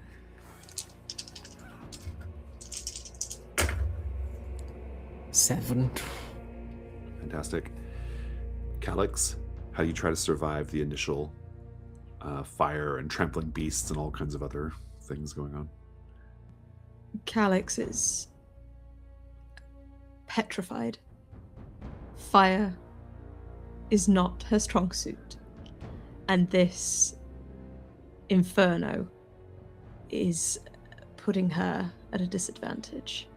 The only thing she can possibly do is ask the earth to respond. And she gets down on her knees, places one hand on the ground, pulls out Willow of the Heartwood nails to change the tide. Maybe the fire will avoid her, the beasts will miss her, the searing air will flow over her. And she pushes it through her hand with a sacrifice of blood to the earth. Oh, nice. Good. I like this, actually. Is this your move that you're doing? No, this is just vibes. Just vibes. Okay, I'm into it. I'm into it. I think this is going to be with Cinder. Shit. And disadvantage because of Herald of the Speaking Root. This may not be the right move here. Then I'll mark Willow to change the tide. What do you afraid is going to happen if you fail? It won't work. The earth won't respond, and everything will come at me all at once. I think you're going to be... you won't be consumed in fire at all. I think in a twist of irony, all the beasts of forest and field are going to trample you to death. Please go ahead and roll with Cinder. 4. Theia, how do you avoid the searing air, the trampling beasts, the roiling green flame? Theia drops to all fours and pulls from her back the whitewood buckler, the small round shield reinforced with whitewood branches that can doesn't provide burn. protection against fire. No. And she will hold it in front of herself. And try to Fantastic. freak out. This is going to be the dark move with reason for quick thinking again. I do want to know what you're afraid is going to happen if you fail. Somehow this shield won't be enough. And she will burn and she will feel that exquisite agony of burning, but it won't and she will simply live in the agony of burning. It's worse than that. The Sun Queen will pluck you back up to her court so that they can all watch you burn in real time in front of them. Great. Go ahead and roll with reason, please. I'm marking that aspect. Okay. Oh, Christ. Yeah, so that's a 6. Fenwyn, same question. Heat rises and so does smoke. So Fenwyn is going to keep as low to the ground as possible. He rolls over and kind of senses the stampede that's coming his way and tries to use their vibrations to plot his course. He's just going to kind of roll this way and that to avoid the hooves and paws that are otherwise going to grind him into the dirt. I love it. Is that actually triggering your move? Your the dancing around move? What's it called? Oh, it makes it. It's been a while. Let's have a look. Climbing sheer surfaces, navigating up and down, and keeping my balance, and other feats of acrobatics don't trigger the light dart move. Yeah, this I don't think it does it? feats of acrobatics. Just describe what you're doing again. Sort of just rolling around in the mud. Okay. That's Yeah. feats of acrobatics. Come on. Yeah, I guess give yourself credit here. It's the light move then. What are you afraid is going to happen if you fail? I'm afraid what's going to happen is that Fenwyn and Theia are going to get separated. Oh, interesting. Go ahead and roll with. I think it's probably going to be vitality. 10. Nice. Ash, will the Nameless Legion be stepping in to assist Calyxe and Theia? Yes. How many are you? Where are you sending them to get them up to their 7s? Okay, Theia needed 1. You were at 6. Okay, and Calyxe, you were at 4. Leave me, my lord. I can do this myself. Don't you worry. You have 6 knights. Send them in. I do. Okay. How do they help? I know what Calyxe is doing. Thea, remind me what you're doing. Hiding behind a shield, apparently unsuccessfully. Asha will join you. And she is going to, with her spectral guitarn, start strumming furiously as the vibrations of her guitarn start buffeting some of the flames away.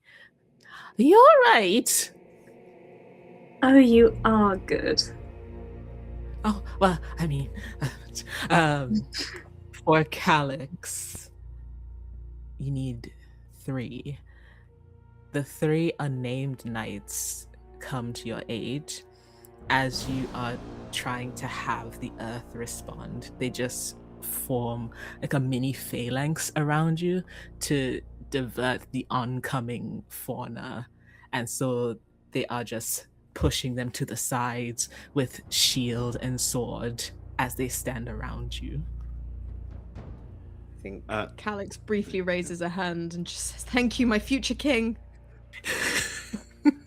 Calyxe, because everything happens as described, but I am going to give you smoke inhalation as a condition. You take a big lungful. And Theia, you also survive. Whitewood doesn't burn, but it's never been tested against dragonfire.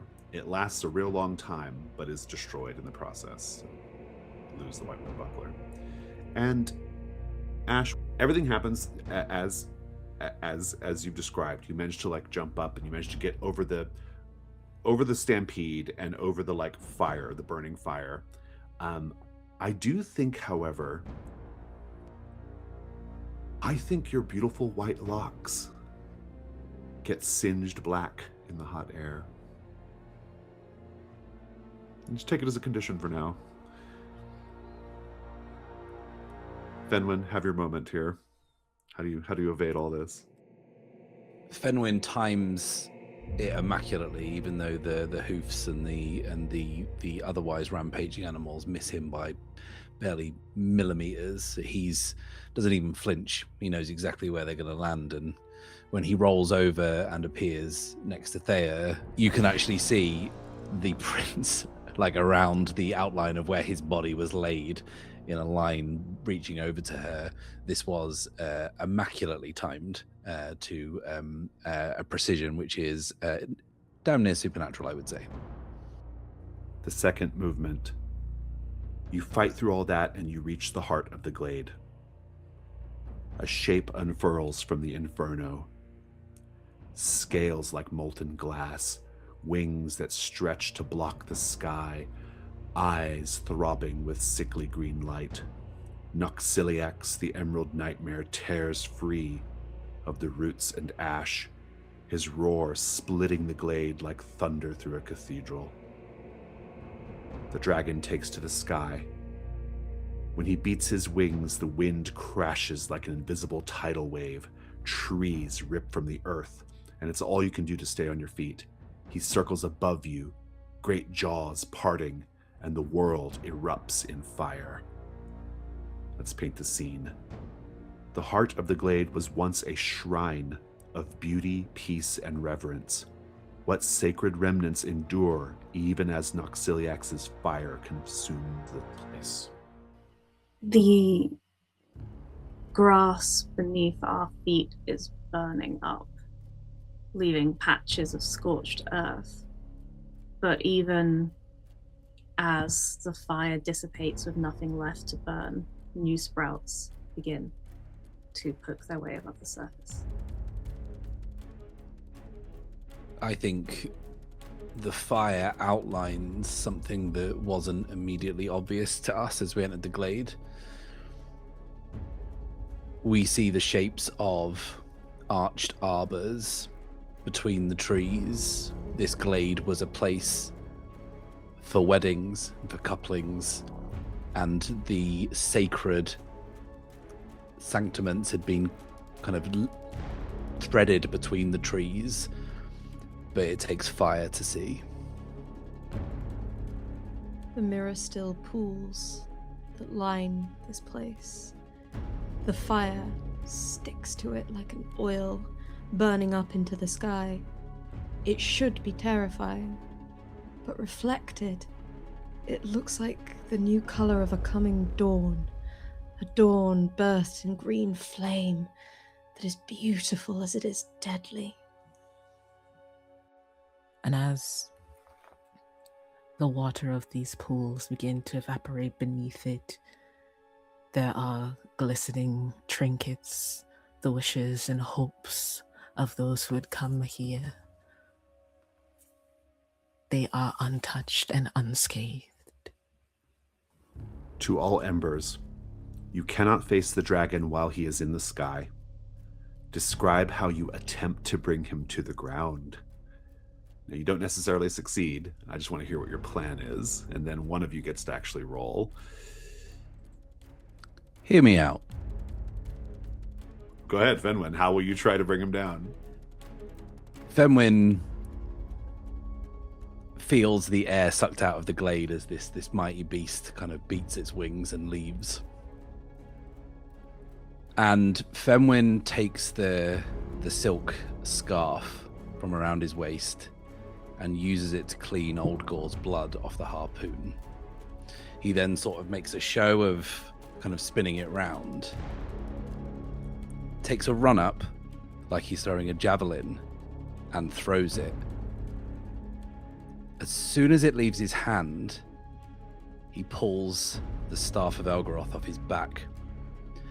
He strikes it into the ground and calls down lightning onto the harpoon, supercharging it to bring the dragon down.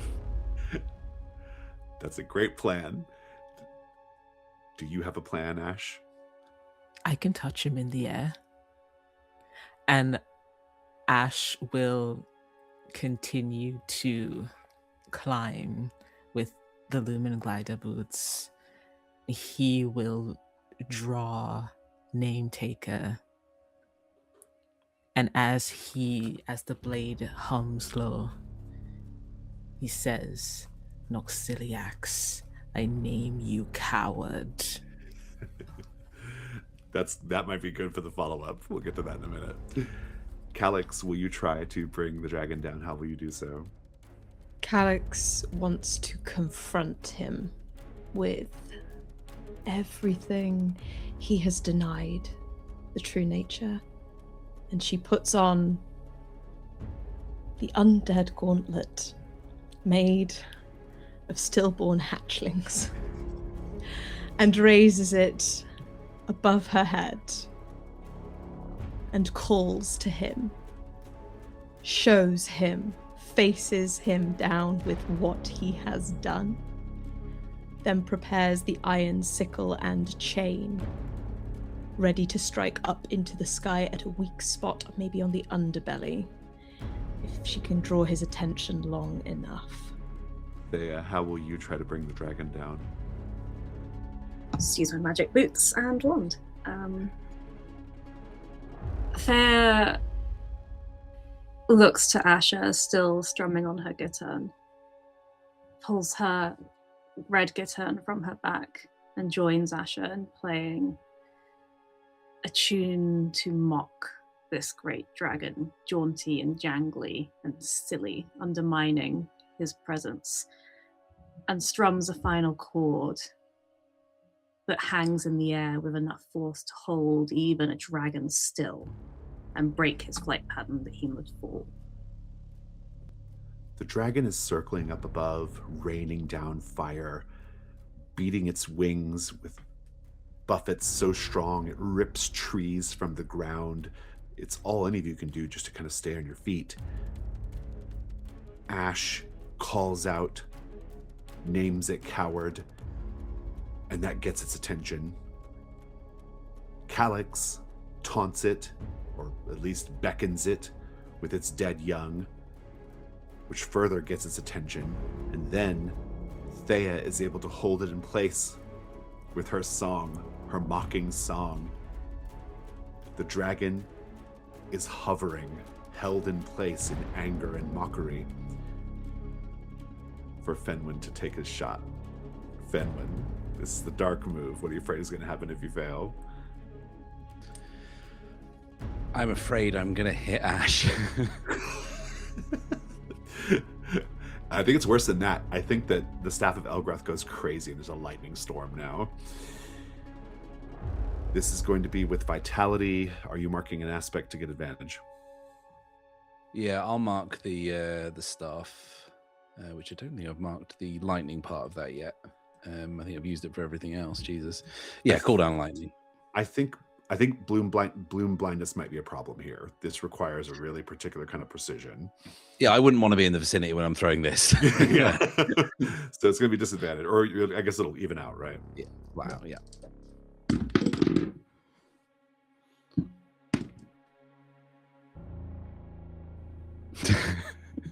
It's a 5.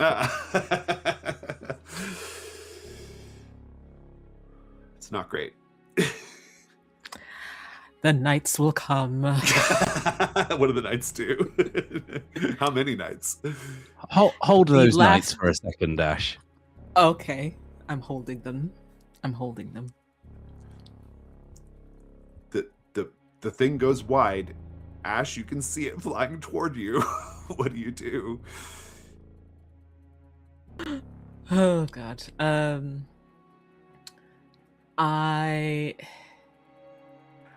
I tell you what. This is not going to necessarily kill you. I'll give you a roll if it comes to it. But the thing hits you, and you go flying off the lumen steps, and the magic careens wildly, and there's now lightning like exploding everywhere, and we see Ash just falling away into the burning like scenery. We don't know where Ash is even at. Unless you're stoking the fire, this is what we have to deal with, Fenwyn. I will stoke the fire. Which one? I will stoke the Pyre's crown. Pyre's crown. For our viewers at home, read it to us. Narrate the moment you turn from the company and walk alone toward the throne at the heart of the old capital. Then at the end of this play session, read Ascend the Throne. Fantastic. Instead, you hit your mark. Lightning courses through the creature, the harpoon sticking out of it. It lets out a terrible roar. And we are in the third movement. Noxiliax is on the ground, now fighting you tooth and tail and claw. To all embers, your weapons alone cannot defeat the dragon. His teeth are too sharp, his claws too long, his armored hide too thick. They can only keep you alive. Describe what this looks like for you. I think Fenwyn, so good normally at staying out of harm's way, isn't quite prepared for how defensive and aggressive this thing is when it's lashing out, when it's wounded. And for the first time that he can remember, he has to take the licks, and using the carapace bracers from the armored centipedes, he braces for impact as the tail whips round and launches him into a tree. Ash is on the ground. He is dodging step to step. The calls from the knights keep him just on the edge of getting struck. But when he does, they are glancing blows against the armor. He is trying to find a space between the scales, but the dragon's wing beats keep buffeting him back. He just needs to get close enough. Calyxe retreats back to Ash's side and is worried, having seen him fall from such a height,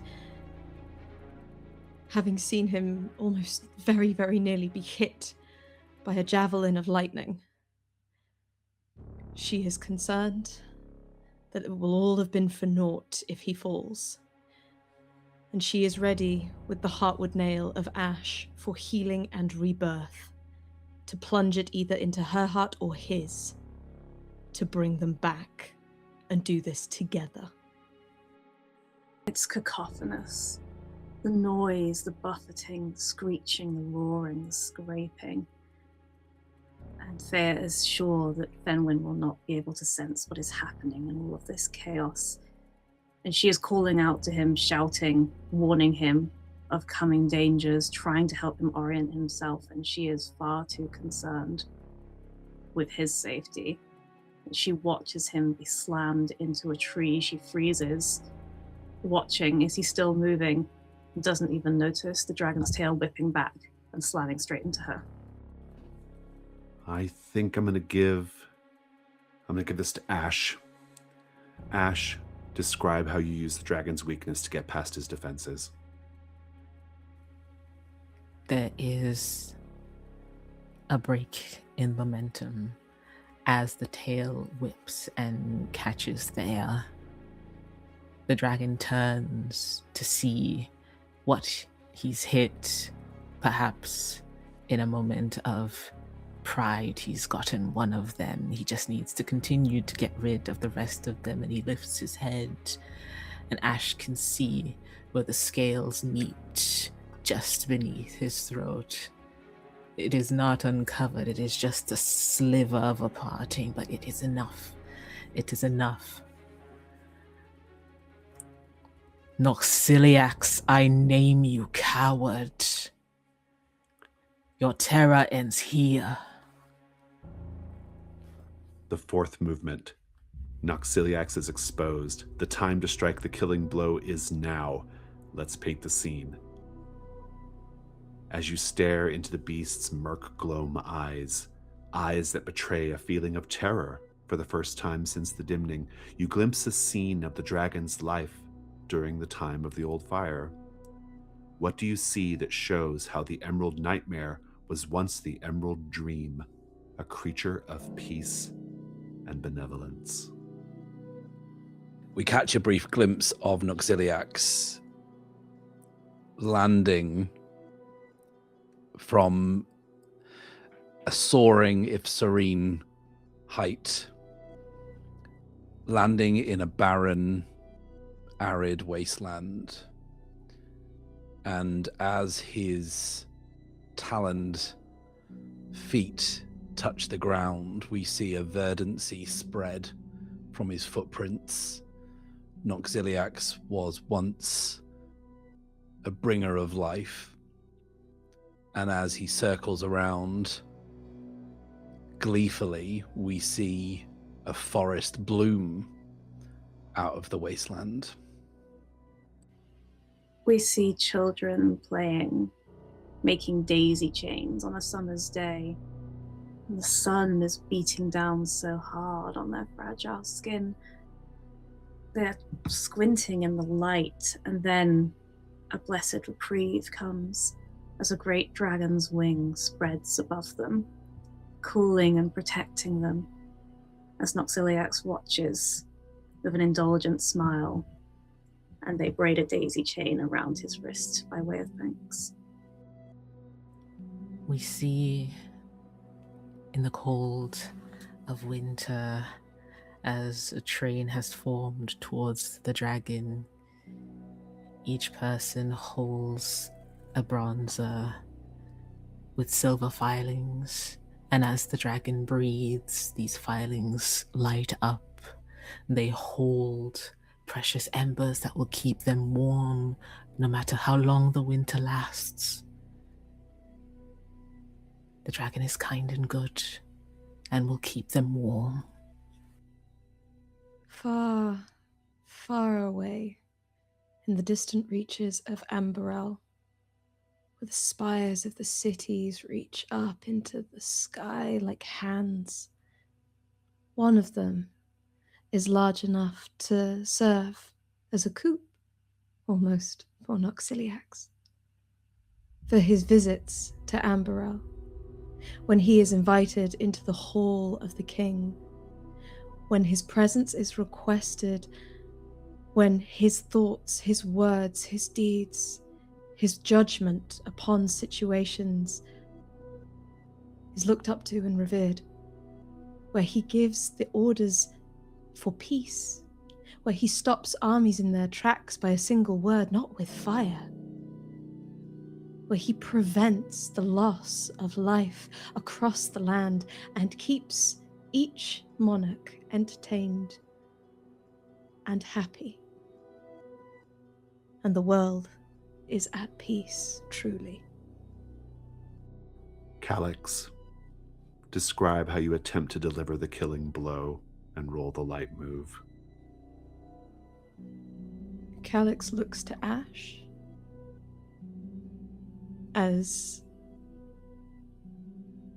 this great green nightmare has come to rest before them. And with a bow of her head, she moves towards it.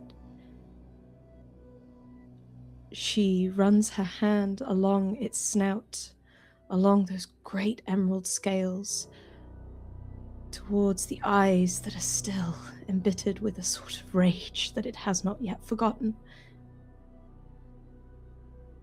And she kneels down to its side and takes off the living gauntlet suddenly seized by some sort of humanity, and whispers to it, coos to it, coaxes it. You will be at peace again. You will be reborn from the earth. You will be reborn something new and beautiful as you remember yourself. Before you were this, before the world betrayed you. I promise it, as a druid of the Verdant Crucible. We do not break our promises. And she will raise the ash heartwood nail, raise it over its eye, and with one hand, deft in practice, slam it in till it reaches the brain, and then further and further and further and further until it is at the back of the brain, until Calyxe is quenched and the promise is delivered. This is the light move. What are you afraid is going to happen? That Ash's judgment will not be kind because of the way she's decided to end this. Roll with composure, please. I'm going to mark the heartwood nail for Ashen Rebirth as well. Go ahead. Ew, oh god, okay. 6. Son It still works, of... but I think there's going to be a bit of a split between the two of you. Ash, did you want to try to help Calyxe get that roll up to a 7? Yes. Yes, I will. I have Awesome. knights for it.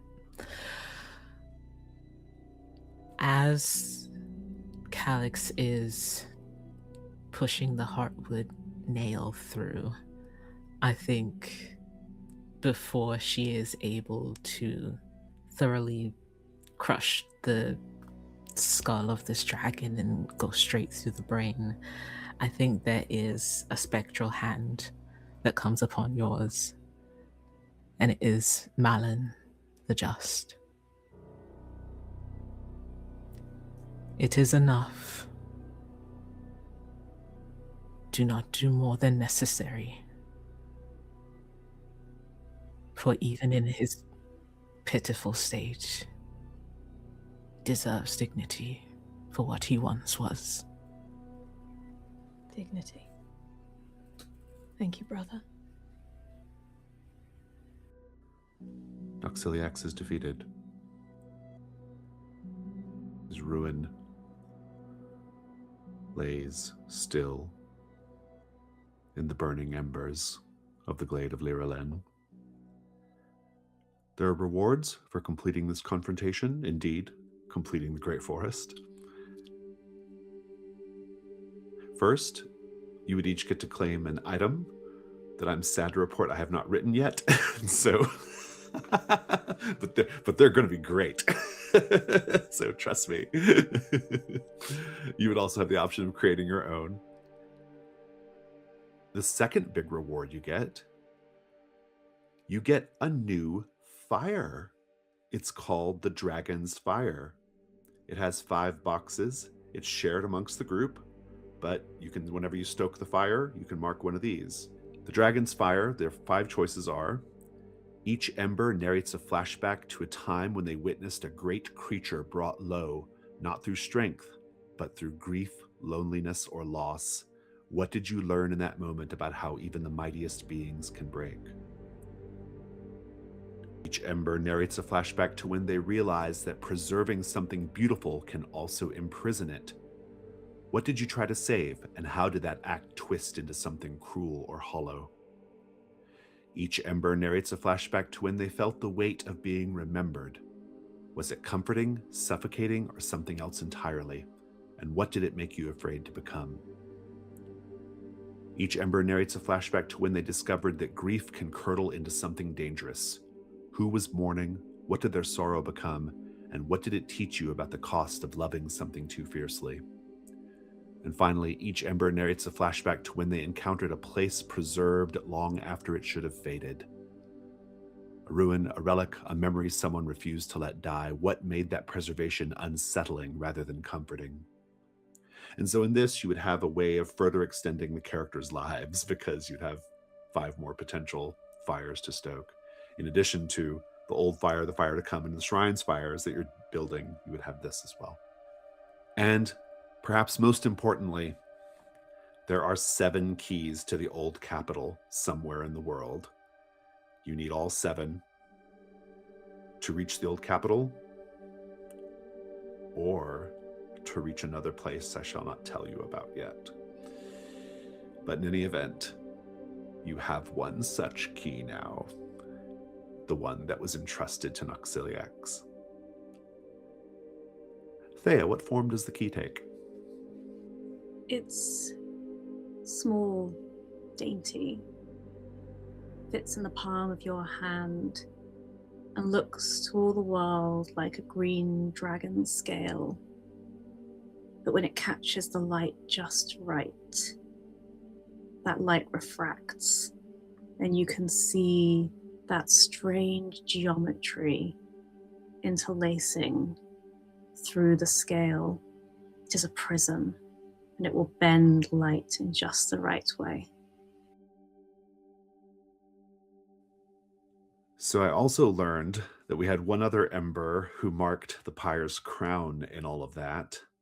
Ash, did anyone else mark the pyre's crown while I wasn't looking? Very good. Then we will do those Ascend the Thrones at the very, very end of all this. In the meantime, you all can have scenes that you want to wrap up. And for those of you who have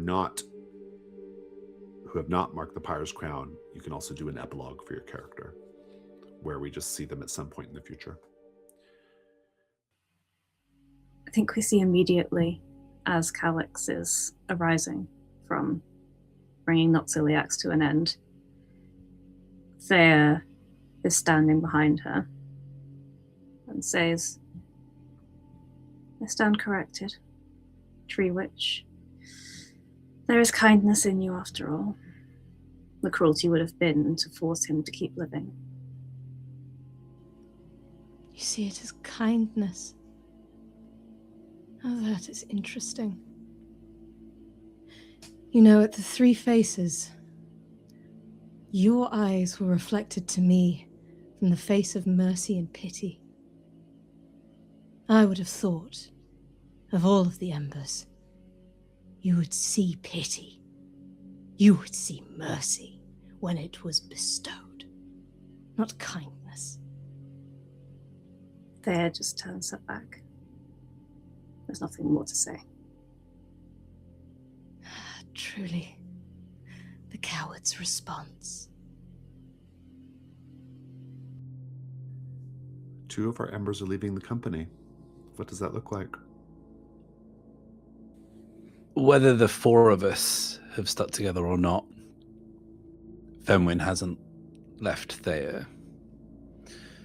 And anyone who's seen Fenwyn since Lyrillin will know that he is changed. It doesn't take an expert to detect the similarities, the symmetry between Fenwyn's illusory suffering and Noxiliax's, although there is an eternity in age between them. Fenwyn has realized that there is only one way to stop this perpetual suffering, this blanket of darkness that's been thrown over the world. And one night, as camp is being made, Theia is strumming on her gitten or whatever she does as she lounges laconically beneath the tree. She can see Fenwyn perched on something that giving him his perfect spot to perform his watcher's ritual, the stillness that he needs to interpret the environment, to see threats before they arrive. Theia looks down. When she looks up again, Fenwyn isn't there. Not unusual. But he doesn't reappear for a while. Or at all. And as Theia goes to investigate, she hears the gentle flap of his cloak, the squeeze on the palm of her hand, and then he's gone. It takes longer than you might expect. He does this.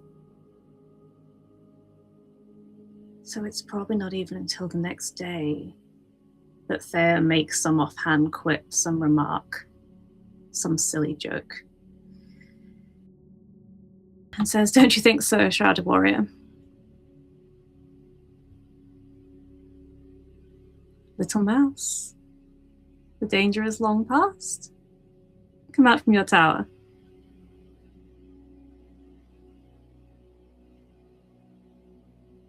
Fenwyn. And that silence descends over her. The troubadours have the power to project their voices far louder, far farther than one might expect. And she puts all of her strength into the howl of 2 syllables. Fenwyn.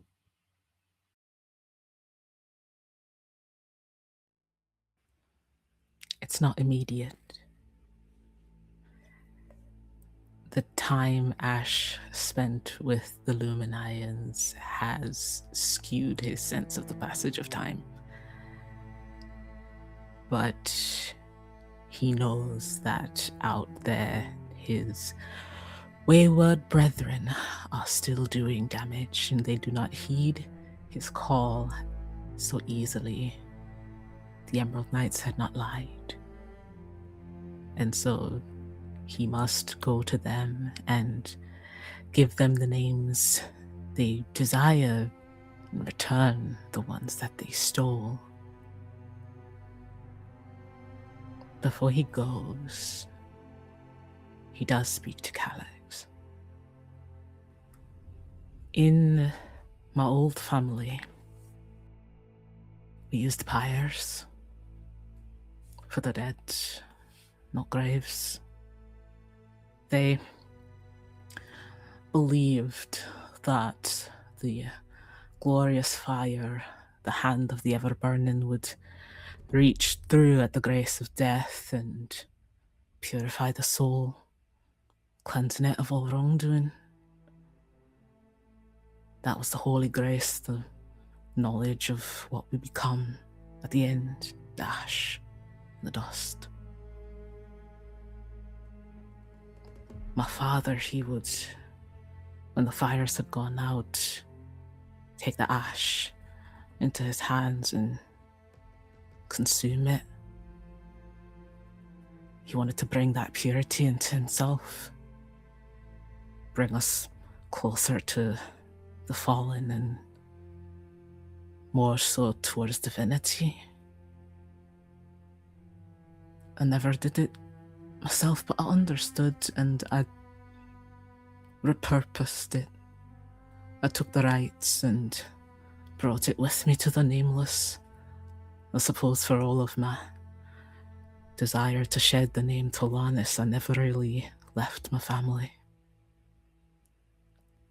I see that you wish to change.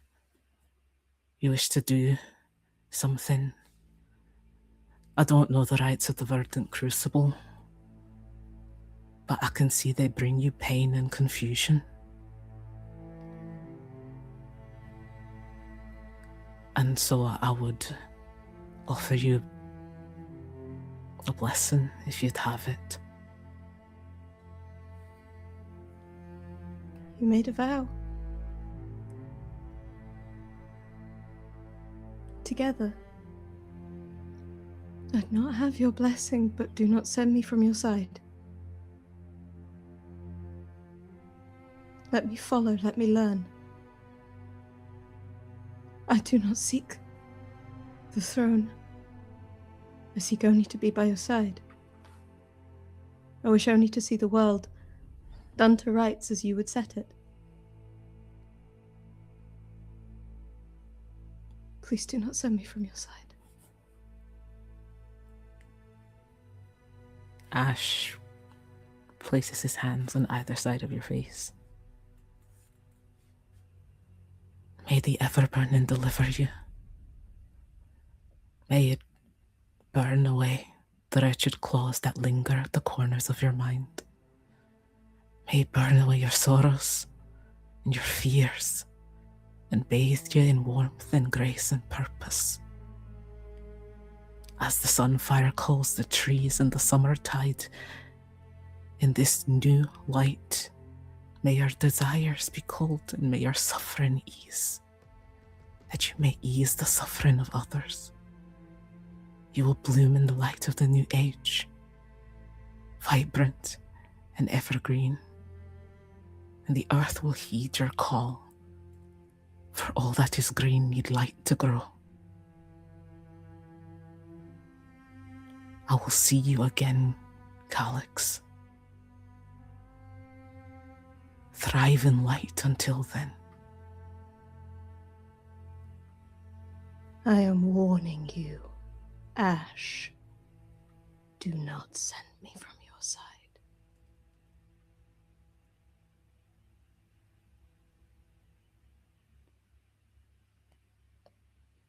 Ash draws his hands away. Takes a step away.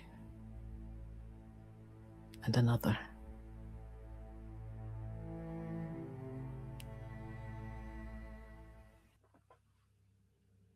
"30 years she had sought Ash.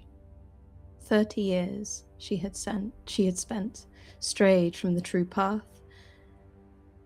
And then she had oh so little time to try and convince him to keep her.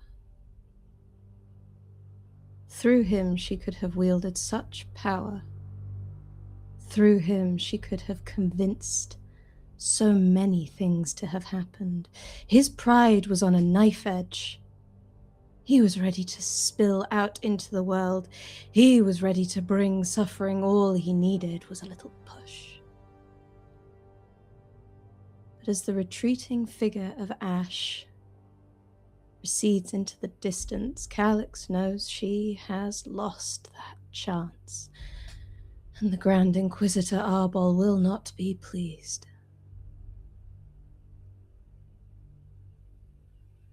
But her words will ring true with Ash.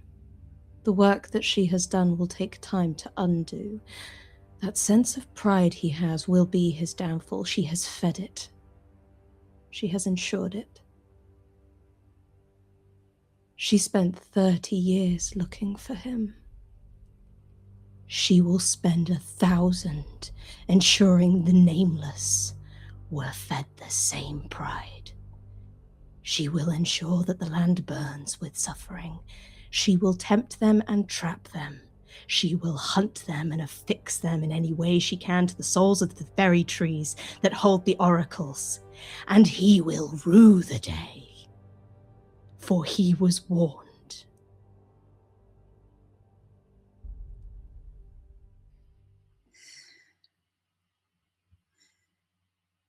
In a tree by a river, a songbird sings, its little voice pure and clear. It sings of the seasons of a changing world, and the flock it holds so dear. Sing, little songbird, give us your music, let your little lungs force out your fear. Your flock has so long since flown south for the winter, and you are still here. Theia sits, nestled among the boughs of a tall tree, alone, bathed in the light of Redraga and Bluelsain, those brothers whom she adores, those lenses through which the Wolf King watches his domain. Her guitar and her choir book, all of the strange trinkets she has collected, lie at the base of the tree, but the Wolf King's coda remains at her hip as ever, and in her hands she toys with a simple book of matches, strikes one, calmly considers the flame. The time of the Wolf King will come again. That prowling Prometheus who dances on moonlight and transforms his very face into the image of lupine majesty will ensure this comes to pass, whether he knows it or not. Is she a coward for leaving it to him? That ballad is not for her to sing. It is for those who will hear it after she is gone. She sets down the burning match on a branch by her side, then strikes another, and sets it down, another, and another until all around her this tree is alight. She closes her eyes and sings her coda a goodbye, though she does not know if the one she sings it for will hear it. May my voice reach you in dreams and in waking. I breathe you in my every song, for I have no power without you, my love. I have no power at all. And as she is consumed by the flames, she opens her eyes to look up at the blue Alcyone and her Romulo one last time. Perhaps one day I shall rise to meet you, my love, and I won't ever be alone again.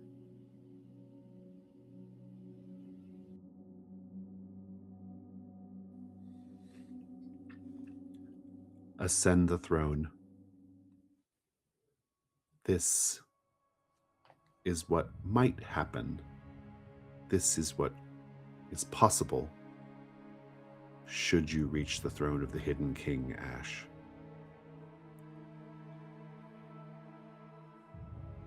This is the march's end. The Legion has fallen silent behind you. The banners have burned to smoke. Your name, your new name, waits to be spoken aloud. You climb the black steps of Umberell, the echo of your boots ringing through empty halls once bright with the old fire's light. You feel each vow carved into your flesh, the weight of every name you ever spoke pressing against your heart. The throne stands before you, vast, waiting, hollow as a tomb. When you place your hand upon its arm, the metal is warm, as if remembering you. Please narrate what will happen should you ascend the throne of the Hidden King. A clear voice rings out over the lands, through the streets of Umberell, Navask to the north, the Rymaya to the south, the sandstone hills to the west, deep into the forest. Hear me, all who live and all who have died, for I am Asher, the herald of the new king. Lord Zora, the Dawnbringer, welcomes you to the new age, an age of peace and duty. To thrive in this age, he asks of you simple things.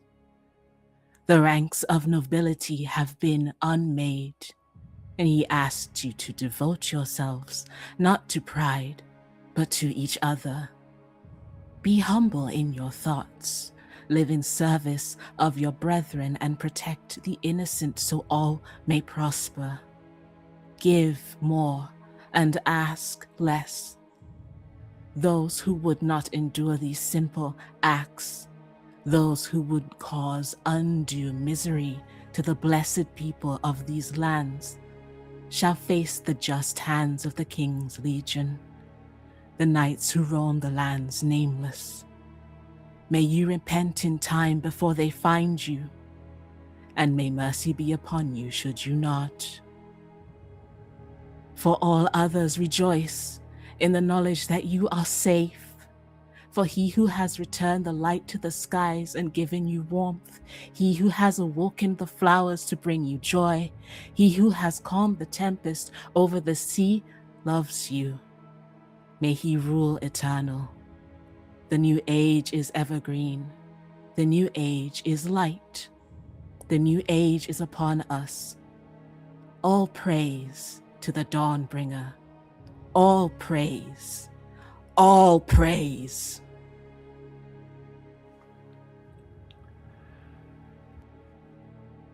What becomes of your vows as you sit? Do they dissolve like ash or blaze into new commandments for the world?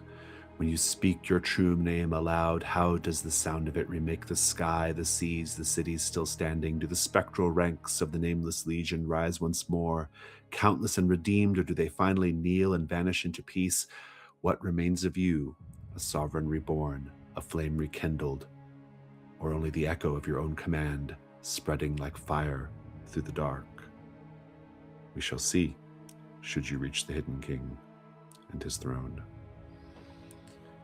Ascend the throne. Fenwyn, the old capital rises before you like the memory of a forgotten god. Towering, silent, half-eaten by shadow. Its walls shimmer with ancient wards, runes spiraling upward in impossible geometries that hurt to look at. Bridges twist through the air like strands of glass, gates lock themselves without being touched, arrows of frozen lightning hang in the sky, waiting to strike you down. You move closer. Every step reveals a new cruelty of its design. Murder holes that open like blinking eyes, staircases that fold in upon themselves, watchtowers that shift position when unobserved. Even the ground beneath your feet changes its inclination, trying to usher you back down the path you climbed. And yet, what flaw, small, strange, or subtle, do you perceive in the old capital's defenses? This information is your second key to the old capital. What is it? It's fear. Whoever this Hidden King is, his servants no longer believe his lies. You can sense it everywhere you look. The city is ready to fall. Who knows will be the one to fill the power vacuum when it does. You rest your hand upon the impossible gate. You feel its sigils hum beneath your palm. And then, without ceremony, you step away from it. The old capital watches you go, its lights dimming, its shifting walls settling like a beast denied its meal. You do not look back. You walk past the fallen statues, the hollow streets, the ghost-ridden courts. You are not here to rule. You are here to hunt. As you vanish into the world to face the dimning itself, what final vow, spoken or unspoken, guides you? Fenwyn looks down at the sigil in his hand. The two stags, locking antlers, the sigil of the boy who would never become king, although Fenwyn knows that's far from the truth. But he flips it over, and on its small, smooth, metallic underside, we can see that Fenwyn has scratched some words. He has scratched the words to Theia's song, The Fog-Shrouded Sea. He runs his thumb across them. It's crudely done. The slivers of metal break his skin. He says, "Your words will be my lodestar, minstrel." And as he listens for her voice on the wind, the last refrain from the howling troubadour's coda never reaches him. It crashes on the walls of the old capital, and the silent indifference of the dimning. Fenwyn takes a step forward, having not heard this, and says, "My name is Fenwyn. I am here for the Hidden King. I will hear his confession."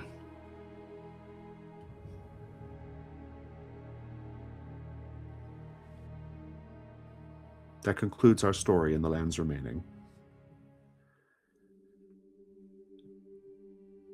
Let's just take a quick debrief. I don't know if it's stars and wishes. I think it's just a quick debrief. Catch our feelings, see how we feel. I have a bit of a hard stop, so I'm going to go first and say that this was truly incredible. This whole campaign, this whole story, every session, you all were you were taking, was really nice. You were taking the words that I'd written in this game and then using it to build something even more amazing in the story that you were telling with your characters and the stories of this world and the stories of other characters in the past. And it was so phenomenal, and I just feel so so lucky and amazed to have been a part of it. And so thank you for it. It was great. It was just so I'm sure I'll have more to say in the talk back, but for now I'm just kind of up in my feelings a bit. So thank you.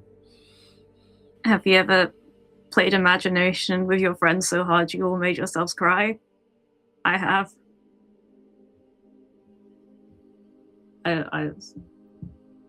That's my note. You all are amazing. That was a privilege, everyone. Thank you so much.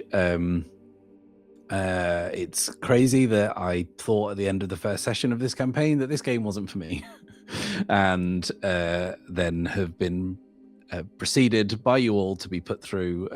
And it was, I thought it wasn't for me on the basis that I wouldn't be able to connect with this character and the other characters on the basis of the demigods, essentially. But here we are, 15 sessions on.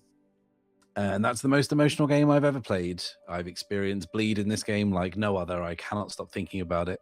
I think the richness of the storytelling and the textures that this game evokes is just that it's incredible. And I just didn't expect it at all to have this kind of emotional impact. And the themes and the interconnecting parts that we've all managed to weave have just been unreal. Like I think for me, like I won't go into individual like stars and everything, but like it just how simply we in Lyrillin picked up spring, summer, autumn, winter and just went with it, and it was like no one missed a beat. It was just, we knew it was the right thing because we all know what's best for the story, we all know what's best for the world, and that space to play in comes from the game, and the skill of the players comes from you all, and that was just majestic. And yes, thank you all so much for this experience. Yeah, I found my game. I don't know about any of you. Oh, this is my game. This is my game. I like this game a lot. Jason, I cannot wait for the next one. Which you'll probably crack out in the next 3 months or so, knowing your track record. When this comes out on Kickstarter, people better fucking back it, because Jesus Christ, imagine not. This has been. I thought Trophy Dark changed the way I played games. The Between then changed it. Public Access then changed it. This has changed it further. The Carth and Brindlewood system is the single best system to do AP on. You can't fight me on that. It just rocks. The richness of the storytelling, the characters that have created, songs, poetry, lore, stories. Get to fuck with your D&D. This is where it's at.